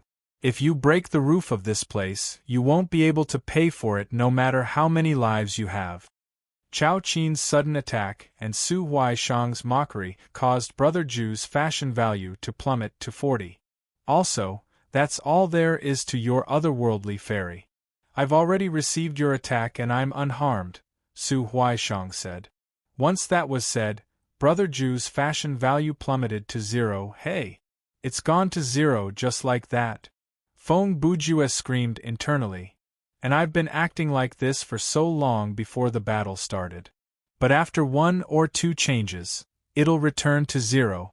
In other words, acting cool was like climbing a mountain. The higher you climbed, the harder you fell." Feng Bujue's fashion value plummeted due to several reasons. First, he had been preparing for that otherworldly fairy for too long, but in the end it was all bark and no bite. Second, he was at a disadvantage in the close combat and could only fly into the sky and switch to a long-distance attack. Third, his Rankyaku kick was blocked by Chao Qin and he was mocked by both Eunuch Chao and Goddess Su. The occurrence of these 3 things fell into the eyes of the audience. This caused Feng Bujue's image of a peerless master to crumble. Even though his Rankyaku kick was still a scary skill in the eyes of Liao Wu and the rest, his presence as a person was far less intimidating than when Chao Qin mentioned the sword duel at Chonglin. "There's no other way," Feng Bujue calculated in his mind. "If I continue to attack with Rankyaku kick, I might trigger a battle with Chao Qin. I can only go down and fight her in close combat." With that in mind, he came up with another plan. As everyone knew, fashion value could be increased through a series of actions such as reporting the enemy's name, letting the enemy go, or not giving the enemy a fatal blow, using uncommon Chinese characters or foreign words, recalling, cheering, or showing determination, explaining the situation, composing poems, and so on. Women could also increase their fashion value by exposing their flesh.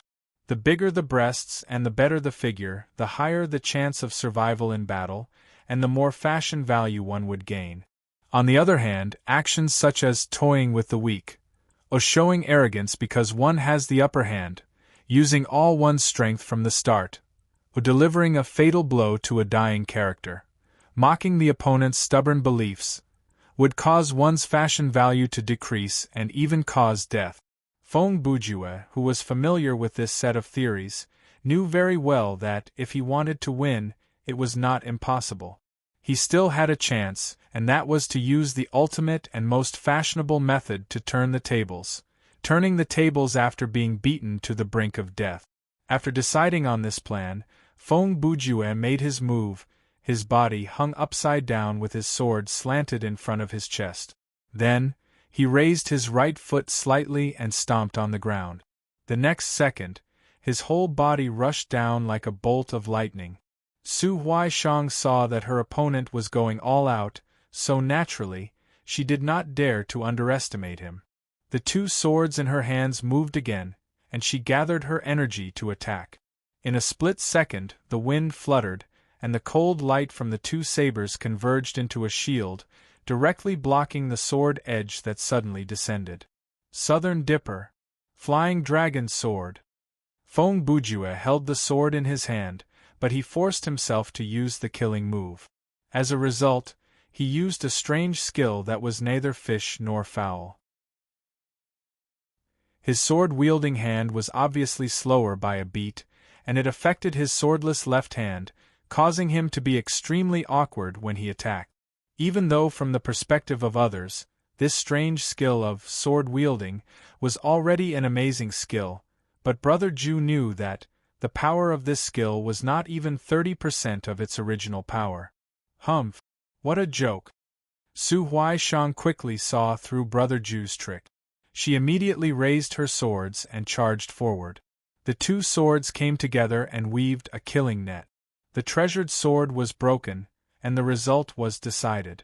The broken pieces of metal fell to the ground, reflecting silver light under the moonlight. Feng Bujue fell onto the roof, spitting out blood, and his face was pale. Su Huaishang stood beside him, raising her swords and looking at him with contempt. Hee. Feng Bujue chuckled. Very good. Everything is going according to plan. Goddess Su, hurry up and make your move. It would be best if you mocked me a few more times. I still have 30% of my life points left. After dodging your fatal attack, I will get up and give you a kick and turn the tables. His plan was not bad, but then a shocking scene appeared. Su Huaishang did not make her move, and her expression suddenly softened. She looked at Brother Ju affectionately and said, "You have lost." There was a trace of sadness in her voice. What is going on? Feng Bujue felt like he had stopped at a dead end, and he did not know what to do. Why isn't she making her move? What is the meaning of this line and her expression? Could it be? Do you really think I really do not know anything? Su Huaishang said. At the same time, she slowly closed her eyes and 2 streams of tears flowed down her cheek. Hey! Brother Ju's eyeballs almost popped out of their sockets. Best actress. The crying scene comes just like that. Su Huaishang's words sounded like they had a different meaning in other people's ears, but Feng Bujue understood. What she was trying to say was, do you really think I know nothing about fashion? I know, from the very beginning, you wanted to die. Su Huaishang continued, that is why you did not use your full power. She sniffled twice. Do you really think I am so dumb that I can't see that? Hearing this, the 4 people around them had an expression of realization. They were like they were watching a real-life drama. Their emotions would rise and fall according to the fate of the characters in the drama. I'm screwed. I'm screwed. Feng Bujue's heart was filled with despair. This woman's EQ is much higher than I thought. At this point, Brother Ju did not even know how to continue the conversation. The show had been dragged into Su Huaishang's rhythm. Whatever Goddess Su said, it was the truth. But Brother Ju could only maintain his silence. If he forced himself to continue the conversation, or if he suddenly ran away or ambushed Su Huaishang, his fashion value would definitely plummet to the point of death. Sigh. Su Huaishang let out a long sigh. I know that we are not meant to be together in this life. She wiped away her tears and knelt down on one knee beside Brother Ju. 2 hours ago I have already ingested a strange poison. I even ate half-crazy Smile. Feng Bujue grumbled internally. Since you are not willing to fulfill my wish, then I will fulfill my own wish. Goddess Su's acting was so sincere and touching. It was no wonder people in the film industry wanted to cast her. She was a genius. At least I want to die with you. When Su Huaishang said this, she pulled Feng Bujue up and hugged him. She even put his head on her shoulder. This was a vicious move. In this situation, Brother Ju's last hope of escape was extinguished. Sigh. What a scary woman. Feng Bujue sighed to himself. I have underestimated you. Brother Ju couldn't help but think, if his inventory was not locked, he could just pull out a cleaver and stab Feng Bujue. If his flying dragon fist was not in cooldown, he could do the same. But now these hypotheses were no longer valid. It was impossible to expect the NPCs to intervene. When they saw Master Feng being embraced by the woman, they all sighed and sighed. Basically, they were prepared to watch until the end. Why do you have to do this? Feng Bujua looked like he had been toyed with. He replied weakly. Failure frustrated him, but he was not that ungentlemanly. Therefore, he decided to play along with Su Huaishang and finish the act. You don't have to say anything. Su Huaishang raised her right hand and pressed the tip of the cleaver against Feng Bujua's back. I have made up my mind. There is no turning back now. I said. That's enough. At this time, Feng Bujua leaned over to whisper into Su Huaishang's ear. I have already admitted defeat. Hurry up and do it. Aren't you a playful person? Humph. Su Huaishang replied smugly. You want to trick me? You didn't expect this, did you? If you don't do it, I am going to cry. Brother Ju said this in a threatening tone. Su Huaishang was stunned. So what? After I cry, I will say that I am touched by you. Then I will ask Eunuch Chao for some Tianshan snow lotus or 1000-year Ganoderma lucidum to cure you of the poison. Then I will be with you. Feng Bujue continued. Pooh, before he even finished, the tip of the cleaver pierced through his heart. At that moment, Su Huaishang broke out in cold sweat. She thought she had the situation under control, but who would have thought her opponent would come up with such a dangerous plot in such a short amount of time? If Feng Bujue really put this plan into action, then the plot would be reversed. Su Huaishang's character would not be able to resist Brother Ju in the short term. This match does not count. The setting is too weird. Before Brother Ju dissolved into white light, Su Huaishang used a chilling tone to whisper into his ears. Next time, I will use a more direct method to defeat you.